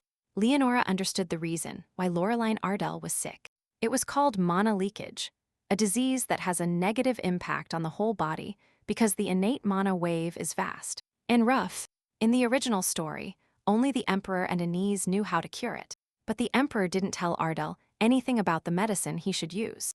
Loreline took the handkerchief from her mouth and said that she thought she felt better, and apologized for making her guest worry about her. Leonora thought her original plan was to monitor the situation and offer advice on how to cope with the disease. But now she thought she had become softer, like Gaspar, and couldn't just watch the child suffer in pain. She just wanted her to recover as soon as possible, and it wasn't even about her plan or money, so Leonora jumped up to tell the girl the truth. "Long time no see, Loreline," said the man who had joined them. "Oh, Marquis Brinnet," Loreline exclaimed with delight. Brinnet was the owner of the Brinnet Orphanage, the main villain of this novel, and asked Loreline how she felt. Leonora was trying to figure out what the main villain could be doing here. Meanwhile, Brinnet asked who this little lady was. Loreline introduced her to Leonora, a young girl from the Cachanilla family. The Marquis asked if this was the young girl who was rumored to have demonstrated the power of the summer night. Leonora thought that Brinnet was probably interested in her fake power. Given the plot of the book, he only sees her as a means to make money, and that's it. Just like her adoptive father from her past life. Marquis Brinnet asked if the lady knew that the magic stones of the summer nights were very beautiful. He said they looked like twinkling stars in the sky. Brinnet extended his hand and asked if she would like to see her own mana stone. No, Leonora said firmly, staggering, thinking that it would be stupid to agree to let him take a part of her life. Loreline rushed to assure her that it didn't hurt at all, and that extracting a small amount of mana was beneficial. "What?" Leonora murmured in surprise, because that wasn't written in her book. Loreline said she has been doing this since childhood, although due to her illness, she still experiences a bit of pain. Marquis Brinnet told her this. Leonora thought furiously that the Marquis was simply an idiot if he did such things under the pretext of treatment. She jumped first onto the tea table and then grabbed the Marquis by the hair. "What are you doing?" he shouted, staggering and moving away from the girl. Leonora said she was asking for forgiveness, but the Marquis had a lot of dust in his hair. Suddenly, Loreline burst into laughter. She said that to the young girl, Brinnet's hair color looked like dust. "Understood," said the Marquis, and then added that now they would begin the process of extracting the mana stone. He took out the box, opened it, and both girls could see the glowing bottle. This thing was similar to the one Baristan used. Leonora thought that since she was a little girl, she would take advantage of this. "A toy," she exclaimed, grabbing the bottle in her hands. "Give it to me, I want to play," the girl said, and let go of her grip. The bottle fell and shattered into small pieces. "No," the Marquis shouted, grabbing his head, because it was an elixir for extracting mana worth 3,000 gold. "Oh, it's broken, what a shame," said Leonora with feigned sorrow, admiring what she had done. With her small hand, she covered the subtle smile she couldn't contain. Loreline observed this scene, and sadness was reflected in her eyes. Brinnet grabbed Leonora and shouted at her for daring to ruin such an expensive item. "Just look at him," the girl thought indignantly. She didn't understand why not all villains considered children as people, although this didn't apply only to villains. "What's wrong?" Suddenly, a loud voice was heard from Lucas, who had appeared out of nowhere. "Leo is here," Enoch shouted, who for some reason was with the Duke. Tristan was by his side, and shouted if Marquis Brinnet had managed to do anything to the girl. Leonora had no idea what they were all doing there, since she had only called Lucas from where they all came from. But all three were there and seemed quite determined. "What are you doing here?" Marquis Brinnet exclaimed. The Duke grabbed him by the throat without thinking twice. He said they hadn't seen each other in a long time, and that Brinnet had become very bold since he dared to touch his daughter. "What?" The Marquis croaked, and then said they weren't close enough for the Duke to speak to him in that tone. Leonora glanced in their direction, apparently. Lucas knew Brinnet, which was strange, since Gaspar wasn't the sociable type at all. Okay, the girl thought, now was the time to get to the main point. Leonora said she only wanted to speak alone with Laureline, but the Marquis didn't allow it. She thought that in that way, she could easily make that man look like a complete fool. Marquis Brinnet shouted that he was simply treating Laureline. The Duke's hand pushed the Marquis hard. He said that his daughter had just told Brinnet to leave. The Marquis thought that the Duke hadn't used his aura, but for some reason, he still felt an unbearable fear. Huh? The Marquis exhaled with effort and said that everything would be as he said. He turned to leave, only promising Laureline that he would visit her later, and also said that he and the little lady would have another meeting. Leonora watched him leave and thought he was pretending to be kind in vain, while she had already discovered his true nature. When the Marquis left, Leonora thought she now wanted to know what her defenders had forgotten there. Of course, happy that everyone had come, but it was really true that she had nothing better to do. The girl was especially interested in Enoch, and asked him sternly if he shouldn't be at his fencing lesson now. The boy exclaimed, raising his hands, assuring her that he was simply very busy. He said he was preparing for his classes and that Tristan would accompany him. Tristan tried to get indignant, saying he was already done with the whole Duke. Looking at the boys, he said he still had unfinished business with Count Ardell. The boys left, but the Duke stayed, and there are still both young ladies. Laureline said she was very surprised. Leonora said there was no need to be afraid.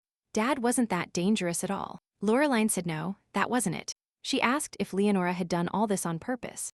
Leonora didn't quite understand what she meant. Laureline clarified that she was talking about the broken mana extraction bottle, as well as how she scared away Marquis Brinnet. Laureline said she wanted an explanation for Leonora's actions. Laureline had been insightful and intelligent since she was a child, which is why she was able to achieve success in the future. But it was unclear how someone like her didn't realize there was something obviously wrong with the treatment. She leaned toward her guest and said she wanted to hear Lena's opinion. For her to believe Leonora, she would now have to demonstrate all her sincerity. She admitted that she had come specifically to tell her about a method that could cure Laureline's illness.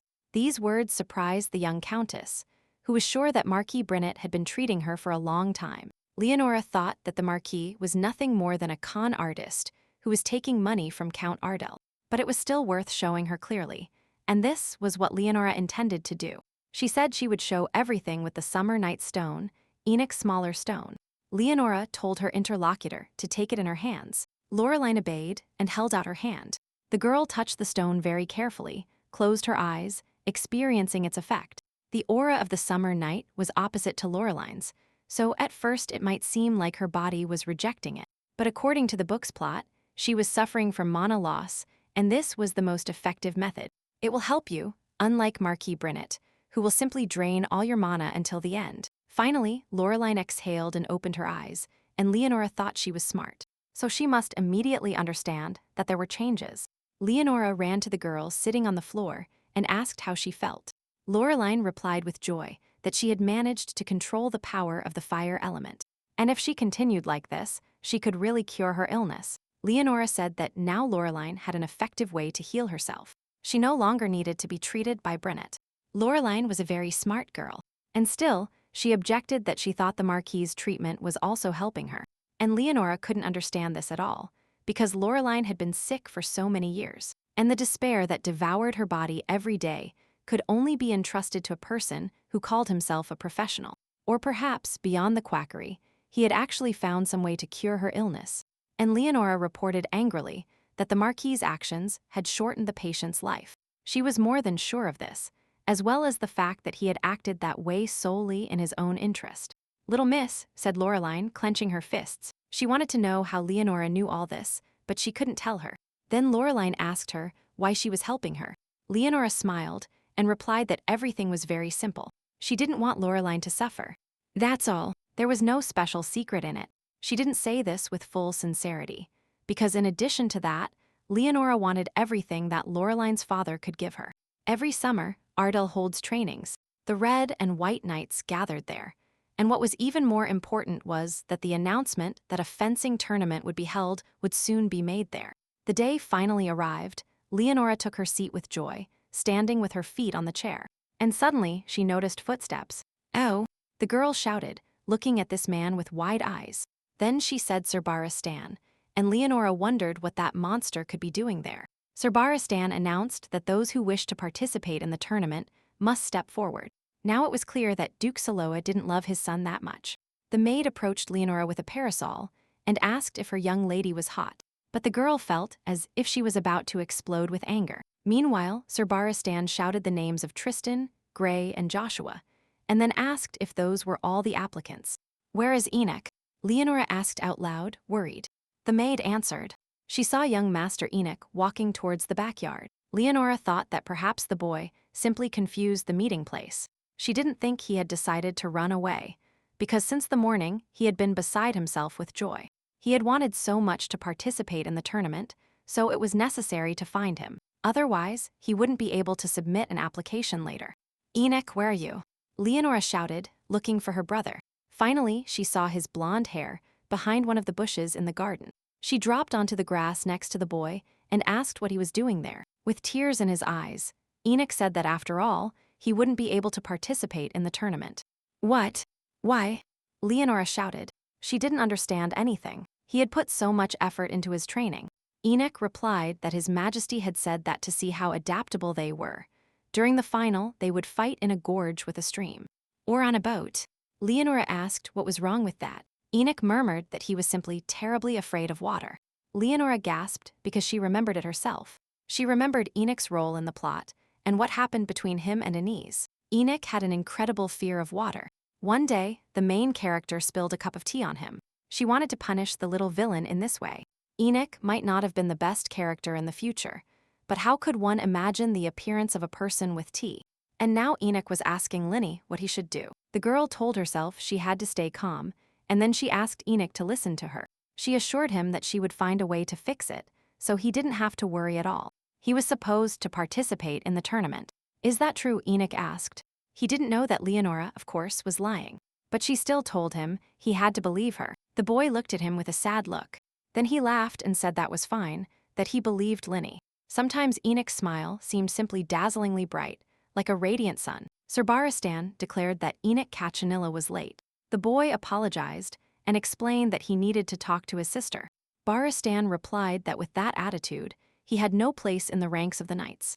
Despite being a member of the ducal family, Leonora thought that that idiot had gone back to his old ways, and all this time, he couldn't understand the duke's indifference towards his son. This situation couldn't continue, but for some reason, she didn't punish the arrogant Barristan. It could be that he was collecting aura stones, not just to pay a gambling debt. Leonora wondered, and then decisively promised to get rid of him. Barristan said that from today, he will be responsible for preparing the knights for the tournament, and Enoch will work with the deputy commander. "Master, wait," said a voice. Enoch said that he also wanted to participate in the tournament. This surprised Sir Barristan a lot, since he was confident that Enoch had the intelligence to evaluate his own skills. He believed that not everyone could compete, especially young children like Enoch. But the boy replied that Tristan had participated for the first time at exactly the same age. Enoch said that there are no age restrictions for the tournament, and Knights of the Orders are also forbidden to participate. But for him, this tournament could be an excellent opportunity to show his skills. Barristan asked how many times he needed to explain that he and Tristan were very different. He stated that if Enoch could master the art of sword aura, he could participate in the tournament. Since Tristan, as everyone knew, mastered sword aura at the age of 9. Leonora thought he treated Tristan like trash, but praised him for his skills. She didn't deny that Tristan had obvious talent. Sword aura was a skill that allowed creating a magic sword with just a hilt. To do this, one had to be able to control their magic, which is why only experienced knights possessed this ability. Behind Sir Barristan appeared the deputy commander Rivel. He asked the young knight not to be discouraged, because Tristan had been special since childhood. So Enoch shouldn't have competed with him, but should have simply accepted the fact that he simply lacked talent. At that very moment, Enoch showed that he could do everything for which Tristan was so famous. Baristan and Rivel asked in surprise, where he learned to handle sword aura. Baristan replied directly that he hadn't taught Enoch that, and the boy asked if it was so important now. Leonora exclaimed enthusiastically that it turns out Enoch is a true genius, that he was able to learn this even without the help of a teacher. Her brother is so cool. She knew she needed to support Enoch so he could do even better. Enoch asked if this was enough to be able to continue participating in the tournament. Yes, the cornered Baristan growled. He walked away and threw it to the ground as he went, so Enoch wouldn't get his hopes up too high. Enoch and Leonora headed towards the seashore. Line, the boy said, looking into the distance, and then asked her if she really wanted to play by the sea so much. Leonora replied that her brother had tried very hard all this time, so now they could rest. Enoch asked if someone would drown him there, and the girl assured him that, of course. No. She looked at him and realized that he really had a terrible fear of water. Leonora remembered that in the past, Enoch liked the sea. She covered her face with her hands in desperation and murmured that too much time had passed. Leonora sighed and guessed what it was. The sight of the sea simply reminded him of Noelle. The girl herself didn't remember her mother at all, but Enoch did remember her. A long time would pass, but Noelle's body would never be found, and that's why the duchy believed she was still alive. But if this is true, how will we be able to find her, since her location was never mentioned in the book? If she is alive, maybe she will only appear in a side story. Leonora should collect the stories of other side characters, and maybe that way she can discover something the same way she found out about Tristan's training. But she didn't quite understand which story was best to start with. Things were getting busier every day, and now Leonora said she would simply go to the sea. Enoch looked at his sister with disapproval and reminded her that it could be dangerous, and then asked her not to go too far.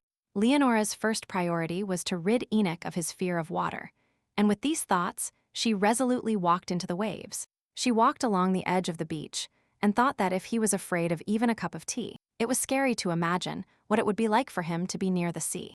Stop the carriage. Suddenly a voice sounded. You cannot enter here without permission. This beach belongs to the Duke of Cachanilla. Leonora looked in the direction the noise was coming from and wondered who could have come there. If she wasn't mistaken, the carriage was decorated with the special design of the Brinnet family. A boy arrived in a carriage, and Leonora didn't understand what feeling his gaze evoked in her. She didn't know who he was. There was a person like him in this family. The boy got out of the carriage. Leonora finally realized that there was definitely no character with such an appearance in her book, so she didn't know who he could be. Wilhelm, the second boy shouted, getting out of the carriage. He told the first one not to approach his little sister. It was Silver, and Leonora asked him why he had gotten out of the Brinnet family carriage. Silver claimed that they told him they wanted to invite Wilhelm to their house, so he also came just in case. So Leonora understood that they met by chance, and her brother just went to check it out. Hello, Miss Cachanilla, the boy said, approaching Leonora, who was standing with the water up to her ankles in the waves. The girl asked him why he had come. He replied that he had come at his father's request. Leonora tried to remember if the Marquis of Brinnet had children. As far as she remembered, he had only been given control of the aid center because he had no heirs. And was this boy really his son? Wilhelm said that his father wanted to invite her to a charity night. A charity evening, Leonora asked again. Please accept this invitation, the boy said, handing her the envelope. He spoke with courtesy, and he behaved with great dignity. But his gaze told Leonora something. This boy who was standing in front of her now was very dangerous, there was no doubt about that. Leonora looked at him, trying to remember or understand something. How did you end up so far out and in the water? Enoch shouted, running towards them. Linny, be careful, he shouted as the girl reached out her hand to take the envelope. Wilhelm looked ahead, silent and indifferent. Then he seemed to say something, but the girl couldn't understand a word, and then she heard someone say her name. Silver lifted her up and asked if she was okay, because even that depth was dangerous for a little girl. And in her past life, swimming wasn't that difficult. If it wasn't for Silver, things could have ended badly. Enoch asked if Linny was okay, and the girl assured him she was completely fine. And it was thanks to Silver, and also thanks to Enoch, who also got into the water to help her. Ah, said Enoch, completely bewildered. What? He said, not yet understanding anything. He looked at his feet and realized he had stepped into the water. Yes, said Leonora with a smile, looking at the boy. "Thank you, Enoch," she said, hugging him, and he replied that it was nothing, that he was glad she was okay.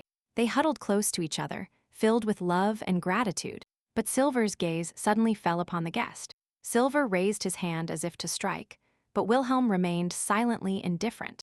"Brother Silver," Enoch and Leonora shouted in fear in two voices. A moment later, a slap mark appeared on Wilhelm's cheek. He asked why Silver hit him. Silver grabbed him by the collar. He shouted that it was because he was an idiot who scared his little sister. Wilhelm demanded to be let go, because he didn't do anything to the lady. He said that as far as he knew, Silver Edgar of Cachanilla didn't have a bad temper at all. But Silver only asked, since when did the Brinnet family dare to judge him? Leonora thought that indeed Sylvie wasn't acting as usual. She had to stop him before it was too late. She told Enoch to let her go. "Sylvie, stop," she shouted. She asked him if he was very scared, but he could see that she was already completely fine.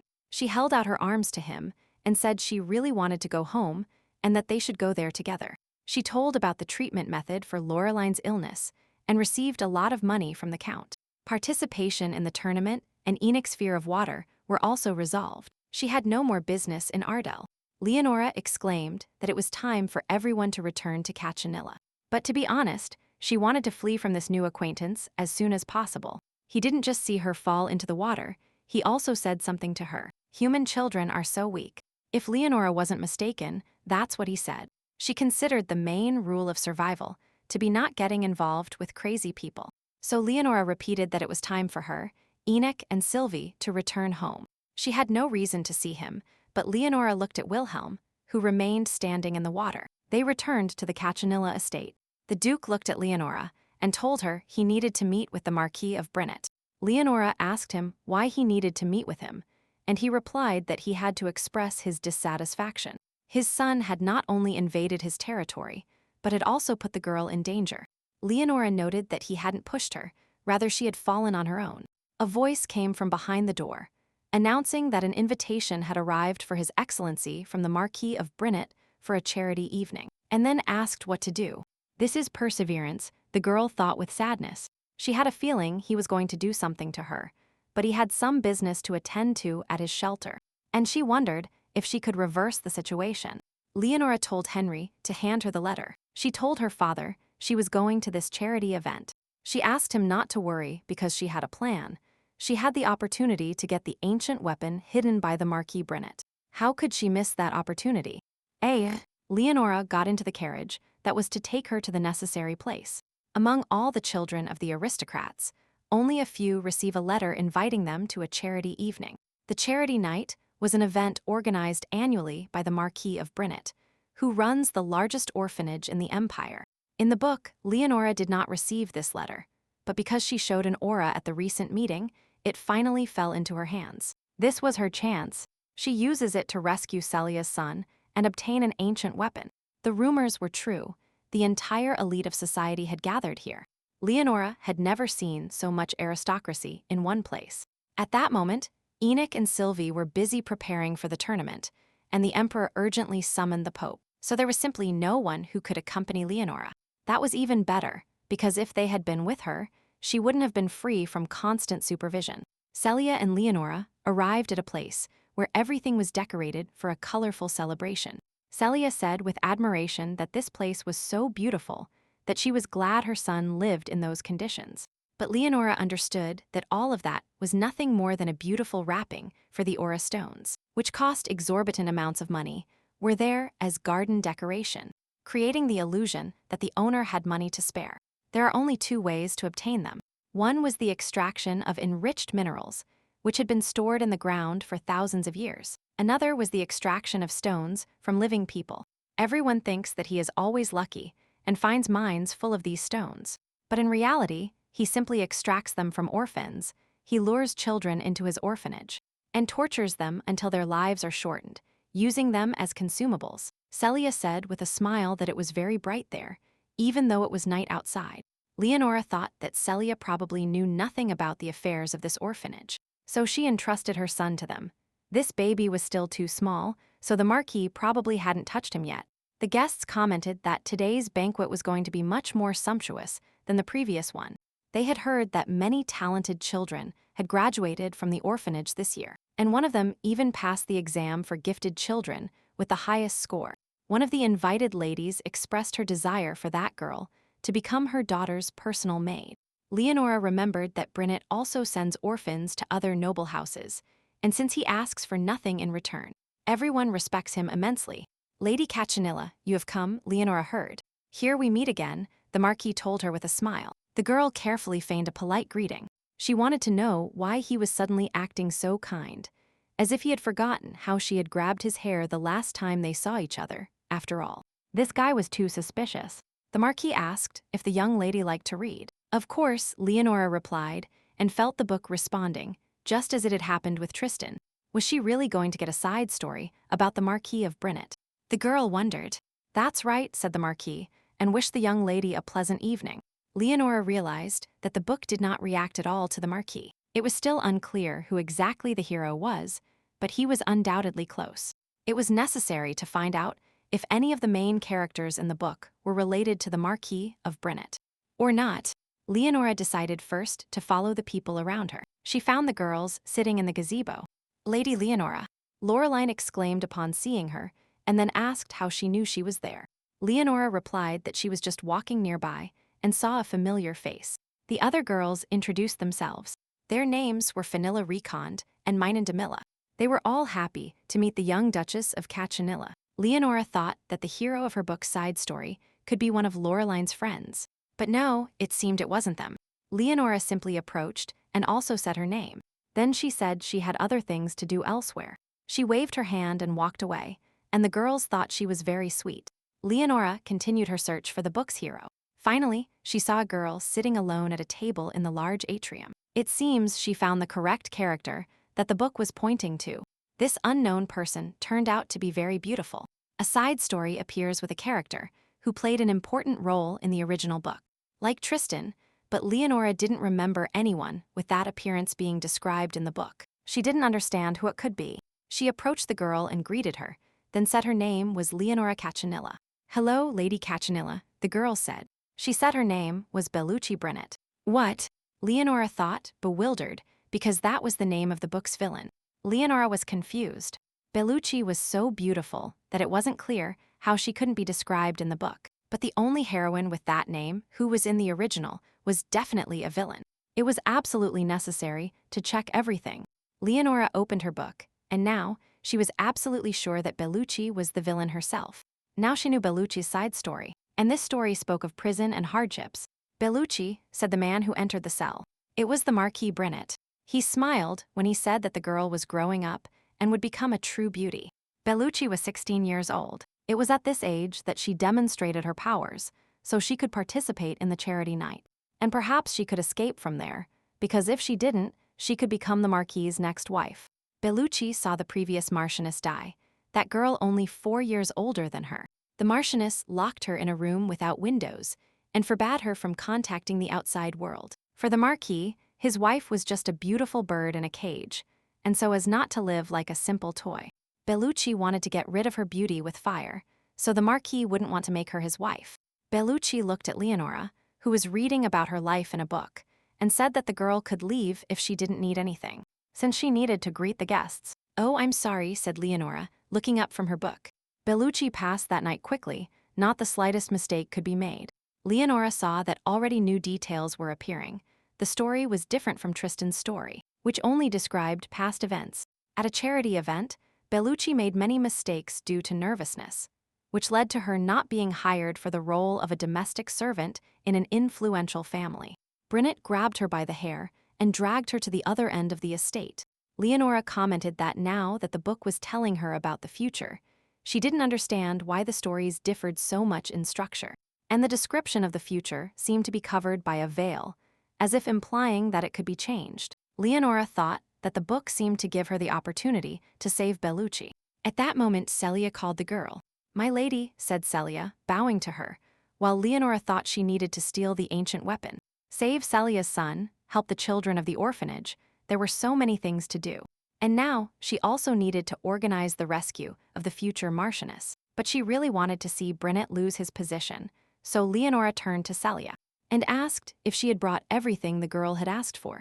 Celia assured her she had done everything, although she had forgotten to collect the ashes. Leonora said it was fine, they used dirt instead. Fortunately, Dad didn't know what Leonora was planning to do at Brynnett's property, alone with a simple maid. But if she had been accompanied by knights, she wouldn't have been able to step aside. And now she was grateful to Loreline, who promised to look after her. Soon the idea became a reality. "Well?" asked Loreline, whose hair had turned an intense dark color. She changed her clothes and got dirty from head to toe. Now she didn't look like a noble lady at all. Celia asked anxiously if the effect would wear off later, since the young girl had such a beautiful natural hair color. Leonora asked in surprise if now was the time for this, since they were going to find Celia's son. She demanded that Celia remember that their operation was called a hunt, because if you want to catch a tiger, you have to go to its den. Celia will have to leave as soon as Leonora is in the shelter. Then the girl will go alone to save the children. Leonora asked if everything was clear, and the maid replied that she wouldn't abandon the young lady. She said she had already trusted them once. Leonora asked her what she meant. Celia explained that the Marquis had promised to release her and her son if she worked 100 days. But he could have deceived her. She was worried that they might have told the baby that she had abandoned him. But Leonora rushed to assure her that there was no need to worry about that. She believed the child would only believe his mother's words. If her mother had come like this in her past life, she would have believed it. That's why she apologized to Celia for expressing herself poorly. But she was convinced that the child was waiting for his mother. Leonora said they could go fast and save him. So they headed towards the huge doors of the shelter. Celia and Leonora wrapped themselves in dark cloaks, and the maid took the girl in her arms. She knocked on the door and asked if she could enter. They saw in the darkness a boy standing and holding a lit candle in his hand. Leonora looked at the man attentively. He asked what exactly brought them to that shelter. He had a very beautiful voice, but completely devoid of emotion. That boy was Wilhelm. Celia, just as she had agreed with Leonora, said she had come here to drop off the child, who had begun to show magical abilities. "That's right," said Wilhelm. It seems he didn't recognize Leonora. "Welcome to the orphanage," he said, and showed Celia where she could leave the child and receive 1,000 gold pieces. Leonora was shocked by the amount mentioned, as an ordinary citizen could live for a year on 1,000 gold pieces. But although the sum seemed large, it was insignificant considering what the Marquis did with the children. Leonora said goodbye to Celia. The girl only pretended to be sad, but it seemed that Celia, upon leaving with the money, was about to burst into tears. Now was not the time to get carried away by feelings, because Leonora's mission began from that moment. Wilhelm told the girl to follow him. She thought she needed to find out more information. She could try to make her companion talk. Leonora asked the boy what his name was, but he replied that he didn't have one. At this point, the conversation ended, although Leonora remembered that his name was actually Wilhelm. They arrived at the room that was now intended for the new inhabitant of the shelter. Dark, gloomy, covered in cobwebs. All the rooms here were like that, separated from the hallway by bars. Wilhelm said this was a temporary room for Leonora. The Marquis was busy now, so the skills assessment would take place tomorrow. The Marquis will test how useful the new orphan can be. Leonora thought that if she didn't have a drop of strength, she would simply be sold as a slave. And she wondered out loud if she could meet the other children. Wilhelm replied that all the children in the orphanage were isolated from each other. "So no." "What?" Leonora shouted, unable to contain herself. All of this has complicated her plan too much. "Don't worry," Wilhelm said coldly. He explained that if the new girl's skills passed the test, and she got the highest score, she could have dinner with the Marquis once a week, and if they were low, then once a month. Leonora didn't understand what he was thinking. She didn't need that dinner with the Marquis at all. According to Wilhelm, the cell the girl received was only a temporary shelter. The book said that they kept special children in the basement. Finding the door with Mana won't be difficult, but it's not clear why such a place is so poorly guarded. She thought that some kind of child control device might be used here. She had walked a good distance down the hall when she heard Wilhelm's voice, calling out numbers to see if she was there. Then the girl saw Wilhelm himself and the Marquis. The boy told Brynnett that number 168 was missing.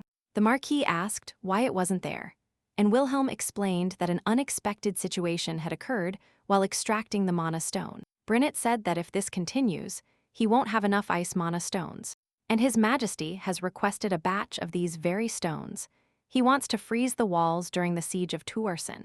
The Marquis said that this made him very angry. When one of the interlocutors said that he would replenish the missing amount of stones, Leonora thought he spoke of it so simply, as if it were just candy. As if he didn't understand the dangers of extracting mana.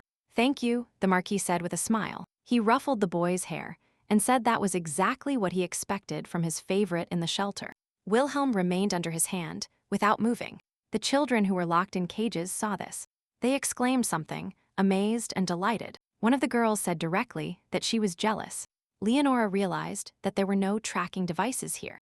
What the Marquis used was much more terrible, because it was loneliness. The children were deliberately isolated from each other, so that they would crave as much attention. And love is possible. Everything is exactly as it was with Leonora in her past life. But she stopped the growing emotions and forced herself to stop giving in to the memories. No babies could be heard crying there, which meant the small children were placed much lower down. She needed to find Celia's baby, so she went down the stairs. In one of the dark and gloomy hallways, a baby's crying could be heard. Leonora opened the door and found herself in a room with the children. They were all crying because there were no adults around. Leonora had to somehow find Celia's son among them. The baby's distinctive feature was a heart-shaped birthmark on his cheek. This special trait was soon discovered on a child, and it seems Leonora had found the one she was looking for.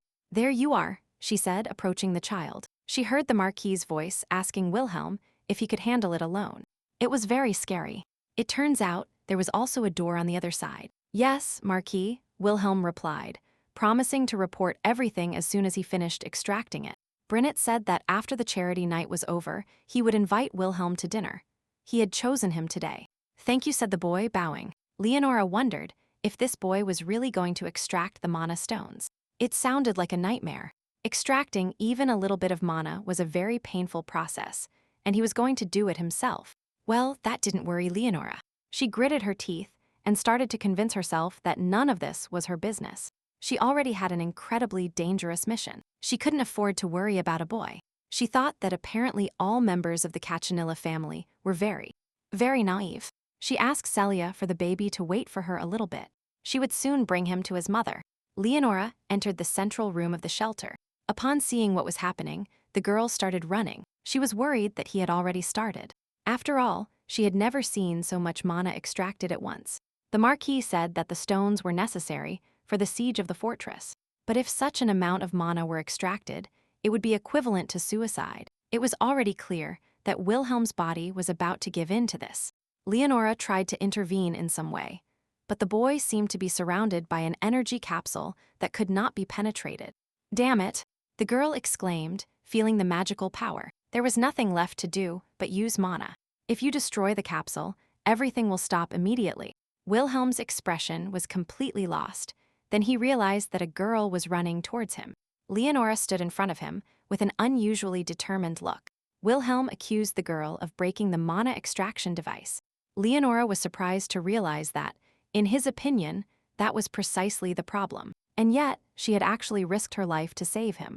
Leonora said that due to the extraction of mana for the stones, his life force was leaving him, and he could have died. But Wilhelm replied that he knew. It was amazing, he knew it and still tried. It was really just for Brinnet. Leonora thought she hadn't wanted to get involved with characters outside the novel. But for some reason, she couldn't leave Wilhelm now. At one point, she also did everything for her adoptive father, just so that one day he would love her. But after being reborn into the Cachinilla family, she realized that real parents would never use a child in that way. And she wanted Wilhelm to know that too. Leonora looked at the boy and said she would save him. Wilhelm asked her if she was really going to save him. Yes, the girl declared decisively, and then said that with his help, she could escape from that terrible place. Leonora said she would give him something first. She couldn't believe she was giving him something she had originally prepared for herself.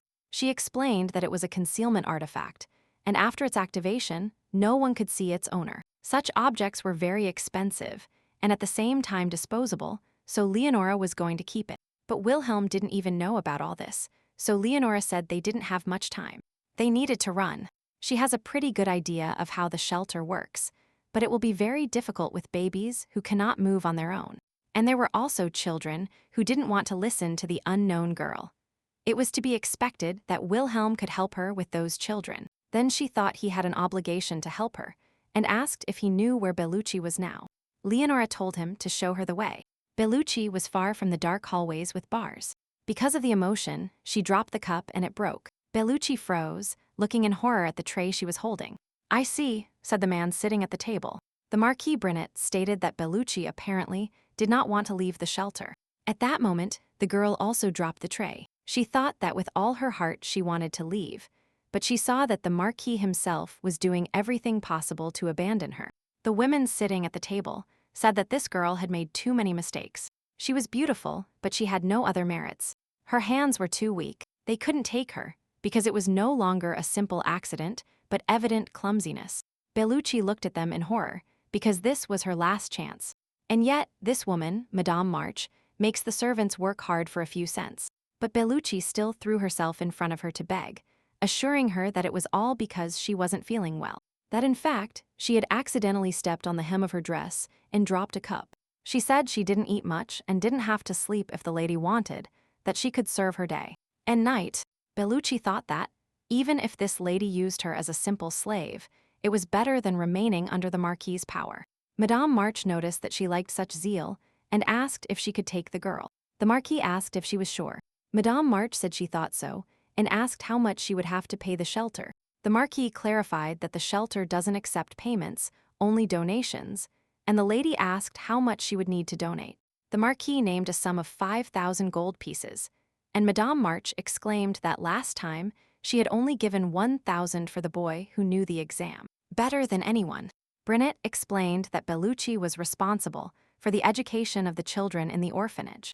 If she left the orphanage, they would have to find a teacher for them. And lately, teachers were demanding a considerable fee.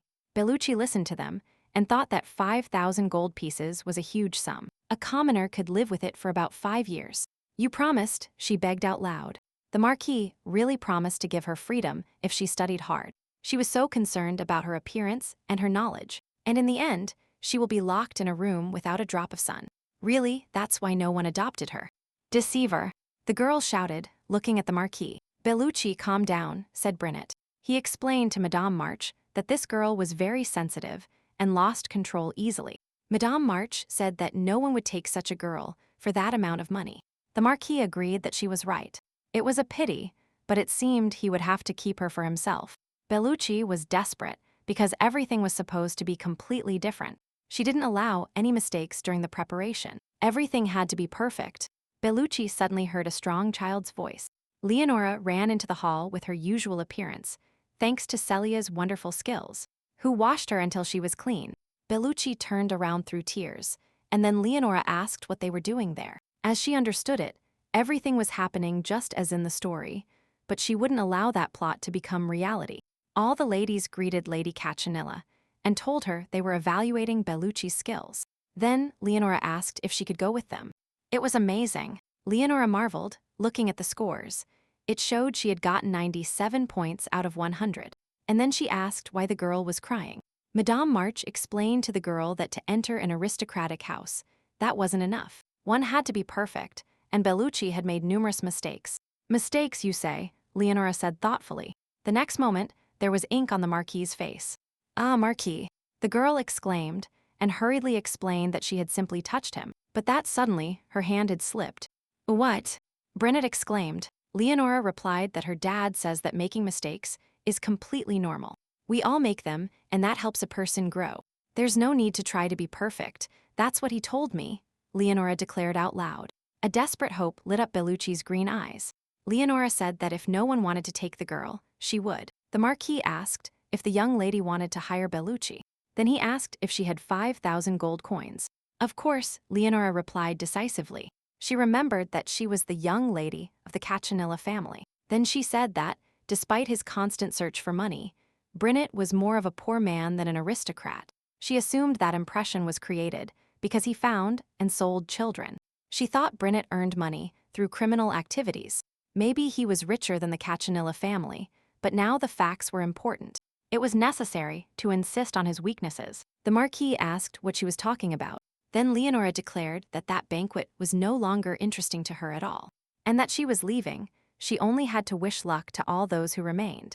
She approached Bellucci. "Let's go," she said to the annoyed girl. With tears in her voice, Bellucci said she would not forget the kindness of the young Caccianilla for the rest of her days. Leonora took her hand, and they walked away from the room. Wait, the Marquise shouted after them. But Madame March asked to see the other child if she still needed donations. She didn't want to waste time. The Marquis apologized and said he would now prepare another child. 2 hours later, Bellucci declared that the lady had gone crazy and that she herself didn't want to do it. Leonora asked her if she hadn't said she would do anything, but Bellucci replied that she hadn't said anything of the sort. She had simply said she wouldn't forget the young lady's kindness. I'll explain it to you one last time, so listen, Leonora repeated. She drew a plan on the ground with a stick and explained again what they intended to do. The Marquisate of Brunette would never have become one of the 5 most important families in the empire if it hadn't been for the ancient weapon he acquired during the war between the Archai Kingdom and the Empire. But if the weapon were stolen or disappeared, he could no longer use its power. Brunette has a strange obsession with Bellucci, and Leonora must now seize this opportunity to save the children. While he lulls her at the banquet and steal the weapon, Bellucci asked how the lady planned to find that weapon, and Leonora thought that the artifact's effect wasn't eternal, so they had to hurry. Bellucci exclaimed that this weapon was a family heirloom. She and no one else had seen it with their own eyes. The girl was grateful for the rescue, but couldn't steal the weapon due to this gratitude. She was terribly scared. Leonora looked at her book, and there were lines there that said that, despite her appearance, Bellucci was very cowardly and indecisive. Leonora asked if Bellucci knew what awaited all the children in the orphanage. Bellucci didn't respond. She remained silent, hugging herself. Leonora said that Bellucci wasn't stupid, so she should have already guessed it. Bellucci suggested that the Marquis was indeed killing children. Yes, Leonora simply replied. Their whole life consisted solely of extracting mana stones, and after that, only a terrible death awaited them. And painful. Bellucci exclaimed that there were so many children in the orphanage that she didn't understand how the Marquis's crimes could still remain unpunished. Leonora sighed deeply. She explained that this was because the children had no guardians and were very weak. Without adults to protect them, they can't do anything. Bellucci asked her what she should do if she simply needed to gather the children and get them outside. Leonora replied that she knew exactly where the weapons were and that Bellucci would have to gather the children and prepare to escape while she stole the weapons. Bellucci bowed and said she understood everything, that she had to give a signal to the lady when she was ready. Leonora said it would be a whistle, which would have to be used so that Dad wouldn't come running. Then Leonora approached Wilhelm and told him he was coming with them. You're telling me this, the boy said with indifference. Leonora explained that she would need his help, since he knew the estate plan well, and she was planning to destroy the orphanage. It's time, Wilhelm said, standing up. Leonora asked him what he meant. Wilhelm said he would take them, but Leonora felt he was ignoring her. They returned to the Brunette estate. The book contained a detailed description of Brunette's office. It contains a secret room that he uses as a safe. Archaea was a highly developed country, known as the Kingdom of Mages, and its masters knew how to create the most powerful weapons to protect their homeland. And they hid it there, and Wilhelm led them to the office. This is crazy, Leonora exclaimed. They froze under the large door and didn't understand how to open it. If you try to force it, the guards will come running. Leonora will easily win if she has this ancient weapon in her hands, but if they appear beforehand, everything will be more difficult. Celia, what are you doing? Leonora asked. The girl did something unusual with the door and the lock. With a smile, Celia announced that the door was open, and since they had little time, they had to hurry. All right, said Leonora. She commented that no one had guessed that Celia was a skilled thief. Celia replied that anyone could do that, and Leonora thought it seemed their ideas about theft differed greatly. Inside the secret room, everything was exactly as in the original. There was a huge fur table with the Marquis's coat of arms engraved on it, as well as a portrait of the first emperor who defeated Archai. Leonora thought the weapon must be hidden behind it. The first emperor Violin looked like Inez, with the same light blonde hair and eyes like fresh grass, and he destroyed Archaea, erasing its name from the pages of history. If Inez hadn't found a secret document in the palace library, she would never have known of this country's existence, but Leonora didn't care about the backstory. The main thing for her was to have a weapon in her own hands. The scepter was hidden here. Given its size, it shouldn't be difficult to find. Here it is, the girl exclaimed. It turned out that it wasn't even a safe, but rather an arsenal of weapons, a rifle, a revolver, and even a carbine. And another object, I think, was called a bazooka. Leonora knew that Marquis Brinnet and his allies were planning a rebellion. They were developing a weapon that uses mana stones instead of gunpowder, but she didn't think it would be similar to the weapon from her past life. Celia asked what the thing the young lady was looking for looked like. Leonora replied that it should look like a scepter, but it wasn't there, and they had to look for it again. And suddenly, something unexpected happened. The weapon was in Wilhelm's hands, and he was ready to use it. He said that if they wanted to destroy the shelter, they would have to destroy all the weapons. "Kill me quickly," he said. "What?" Leonora asked, disheartened. The boy knelt before her and said his name was Wilhelm von Sufi. He was the last king of Arkai, and this weapon, which was taken from his country, was what the little lady was looking for. The young King Akira, that was the name of the child who ascended the throne at the age of 6. The imperial family of Akira, a kingdom completely corrupted by the luxury and deception of the imperial family, and the nobility escaped their responsibility by forcibly placing the crown on a child. The year the child turned 8, everything began with rising columns of fire. The emperor's army trampled the weak kingdom. The imperial family and the nobility that had betrayed the kingdom had already abandoned it. And the boy, left alone in the huge palace, encountered the imperial army. "You must be the last king of Akira." The boy heard and replied that it was so. It was so. A kingdom in ruins and a lonely boy, abandoned and betrayed by his parents and brothers. He said he would stay until the end of Akira, and his opponent smiled dazzlingly. The boy asked what was wrong. It wasn't his head they had come for. The boy was not afraid of death. The enemy said the boy's father revealed the secret of Akira out of fear of death. From that day on, the young king of Akira ceased to be considered a man for eternity. Rather, he was used as a weapon by the empire. Eternity, that was what he feared. But Leonora was afraid of something else. Suddenly, she felt something new happening, as if a book was slipping directly into her head. Celia ran anxiously to the little lady to ask if she was okay. For some reason, the book showed Leonora his past, because back then he really was that same weapon of Akira. Even in Akira, where magic was very advanced, the child was a genius, born with the talent of a 1,000-year-old archmage. His body was a suitable vessel to carry the spirits of the 12 disciples who protected Akira. The king of Akira and his father turned his son into a weapon as an experiment. The king was soon afraid of his son's power, and later decided to eliminate him along with the irreparable kingdom. However, after being captured by the imperial army that was invading Akira, the king finally revealed the secret, begging for his life. Leonora now knew all these horrors. She didn't understand how a father could not only use his own child as an object, but also sell him to the enemy. By order of Marquis Brinnet, commander-in-chief of the war from Acre to Villanin, the boy plunged his entire country into the abyss. And since then, the painful extraction of mana crystals seems to have no end. And the cycle of death continues as the empire wages its wars. However, the boy had to stay alive, waiting for the day when the mana in his body would be completely exhausted. "Are you okay?" Wilhelm asked Leonora. She replied no, and in turn asked him how he felt.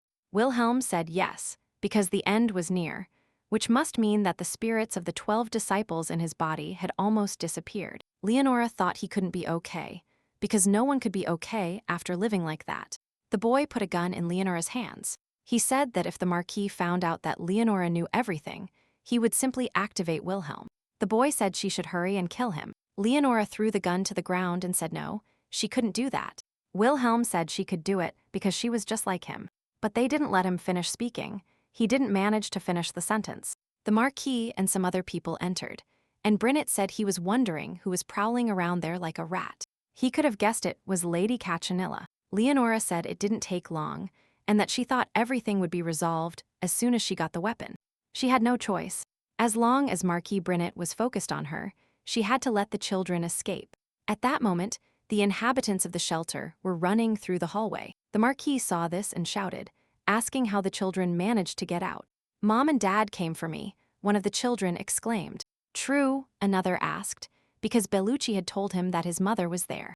They all thought their family was waiting for them near the exit. The Marquis, who was looking out the window, saw Bellucci and couldn't resist asking why that bitch was there. The girl showed him a very clear gesture.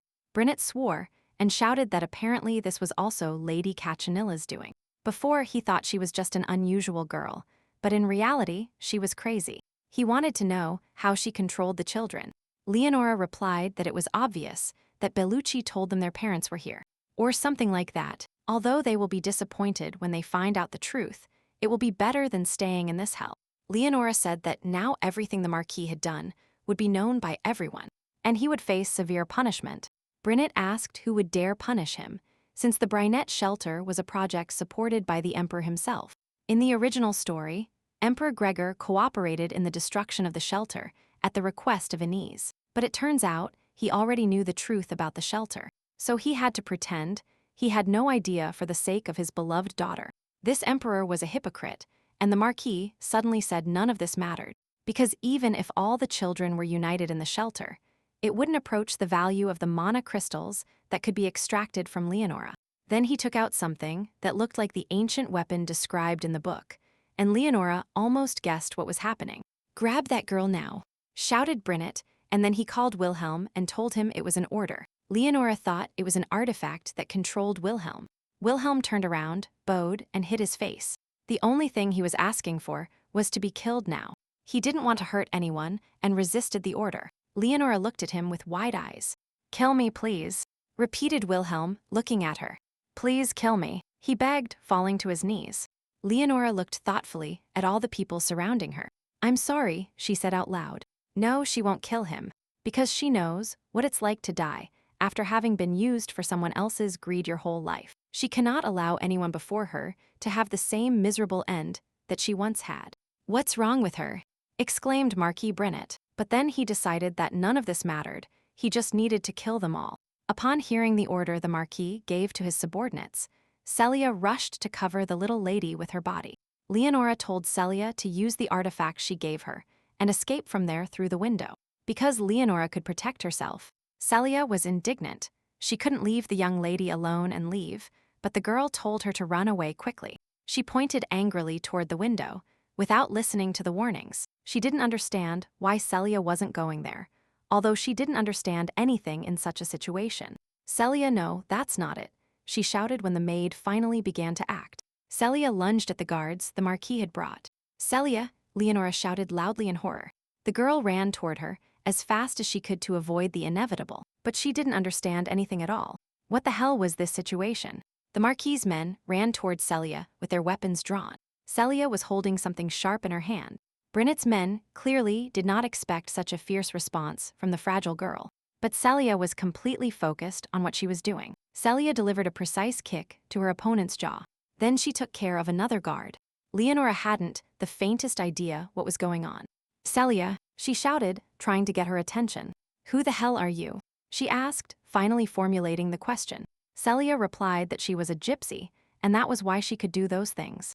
Leonora suddenly really wanted to hear the definition of a gypsy in this world. The fragile girl managed to face all the Marquis's men. Brinnet hissed that they were all useless idiots. As expected, he only had one way out. The only thing he had left was Wilhelm, whom he turned to. He shouted that it didn't matter what this girl did to him. He was the one who had taken the child in and kept him alive when even his father had abandoned him. He should repay the kindness he had been shown and not be an ungrateful monster. He told him to move and emphasized that it was an order, that he had to kill all those crazy bastards. Wilhelm only repeated that he couldn't resist anymore. The Marquis begged again for him to be killed, and again Leonora said she wouldn't do it. But she had a different plan. "Oh no!" the boy shouted when he saw what she was about to do. Leonora aimed the weapon at Brinnet and said she had to get rid of the monster who demanded the child repay his service. "Huh?" the Marquis said, and then asked if the girl knew what she was bothering him with. It was a weapon he developed. This wasn't a toy for a stupid girl like Leonora to use. And then the girl fired. "What?" shouted Brinnet. He didn't understand how someone like Leonora could know how to use his weapon. Leonora didn't know for sure. She just fired what looked like a pistol. That's all. And since it was made of magic stone, it was also light. It fired without recoil, just a kind of simplified version. But Leonora said out loud that now was not the time to ask all those questions, because the next target would be the Marquis's head. "You're a brat," Brinnet growled. Then he asked her what she wanted from him. "What do I want?" Leonora said. Well, she had an idea of exactly what to demand from the Marquis. She showed him the contract and demanded that Brynett sign it.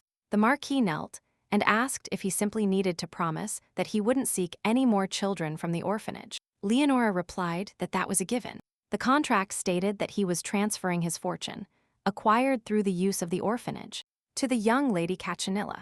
Celia declared that her young mistress had shown the utmost generosity and mercy by letting the Marquis go. Brynett angrily read the lines of the document presented to him. Leonora fired again to make her words more convincing. She told him to sign everything faster, and he had to agree. This was good. With this agreement, Brynett would no longer be able to approach the children from the orphanage. This fortune was more than enough to invest in the children's well-being and in Leonora's own future projects. "Stupid girl," the Marquis growled, saying that she had just used her last bullet and hadn't even realized it. Leonora thought with horror that she had managed to forget something as elementary as the number of bullets. Brynett shouted that he would simply take back the document and that the crazy girl would have to die. It was too late to dodge it. Leonora realized that she had become too complacent after having this weapon in her hands. Now she realized that the worst villain in the story of the little princess's pink life could not be defeated in a very simple way, and she was just afraid to think about what would happen to her family without him. "Miss!" shouted Celia, but it was already too late. Leonora simply didn't expect her enemy to be armed as well. Damn it, she thought in those last minutes. The worst villain in the story could not be defeated so easily. She had to think about that. The blade of the sword shone brightly. It could really be the last thing she would see in this life. But Leonora didn't understand what it was. She felt a black aura. It was her father, who exclaimed that it seemed they hadn't cleaned everything up properly. And then he attacked. Leonora didn't understand how her father could have ended up there. But it was actually Duke Cachanilla, angry and armed. It was obvious that Laura belonged to him. Leonora felt it. Brynett was lying on the carpet and seemed to be dead, but Leonora's father doesn't just kill people like that. Of course, it could only be Lucas. "You're crazy," Leonora shouted. She asked him what he would do if this matter suffered. Besides, he couldn't spread his aura like that. It made her nervous. Lucas asked what the problem was. Leonora replied that the problem was that he was using her father's body. And who was he to kill the worst villain of the original version with a single blow? The head of the Brynett family, one of the great noble families, has died. The royal family will immediately launch an investigation if the family is in danger because of this. Lucas asked if the man didn't deserve to die, since no one would mourn the death of such a scoundrel. And it was hard to disagree with that. It was too daring. Both of them tried to talk so that Celia couldn't hear them. Leonora knew there was only one way to avoid an investigation by the imperial family. So it was necessary to end all of this. The fire in the fireplace was burning very brightly. Leonora approached. She asked how Lucas knew about this place. He explained that Leonora's mana waves were moving so violently that they woke him up while he was sleeping. The girl thought he couldn't use her father's body as he pleased and asked if he did it to save her. Yes, Lucas replied. He said that without his mana, this body would die completely. It wouldn't work. Fine, said Leonora. She admitted she had asked an unnecessary question. Suddenly, something completely extraordinary happened. Ah, said Leonora, looking at the stain on the floor. That boy was gone, thought Leonora. She didn't understand if it was because his desires were too strong, because he wanted to die so badly. His thoughts were transmitted through the medallion. Even if the Marquis had disappeared, he still wanted to die. Probably because he was tired of a long life in which there was no joy or happiness. He couldn't even take revenge with his own hands. He really wanted to end everything like that.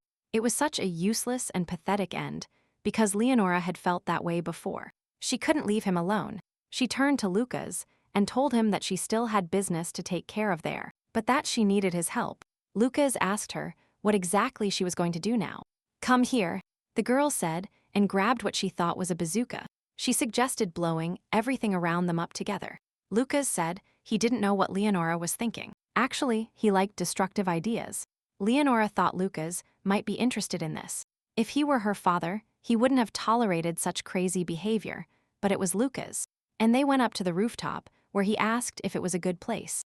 Leonora said it was very good, and now they had to get ready. Celia should have already gone far away from here with Bellucci and the children so they could start little by little. Lucas asked if Leonora knew how to use it. The girl replied that she had tried something similar before, but it was something with built-in magic bullets. All you have to do is raise your mana to the maximum and fire. Leonora asked if Lucas knew one beautiful thing. Without any evidence, it will be called a perfect crime. Lucas said he knew. Then Leonora shouted that now they would simply blow up the entire building. She gathered all her mana and fired with determination. The explosion was of incredible power. Leonora thought that the destructive power of this weapon was much greater than she had imagined. As expected, releasing such a large amount of mana makes her lose consciousness. So she must hurry before she falls. She said they would move on to the next stage, to that same place. The moon was high in the sky above the tower. They approached the steps illuminated by the moon. Leonora opened the door. She found him, or, to be more precise, the medallion told her where to look.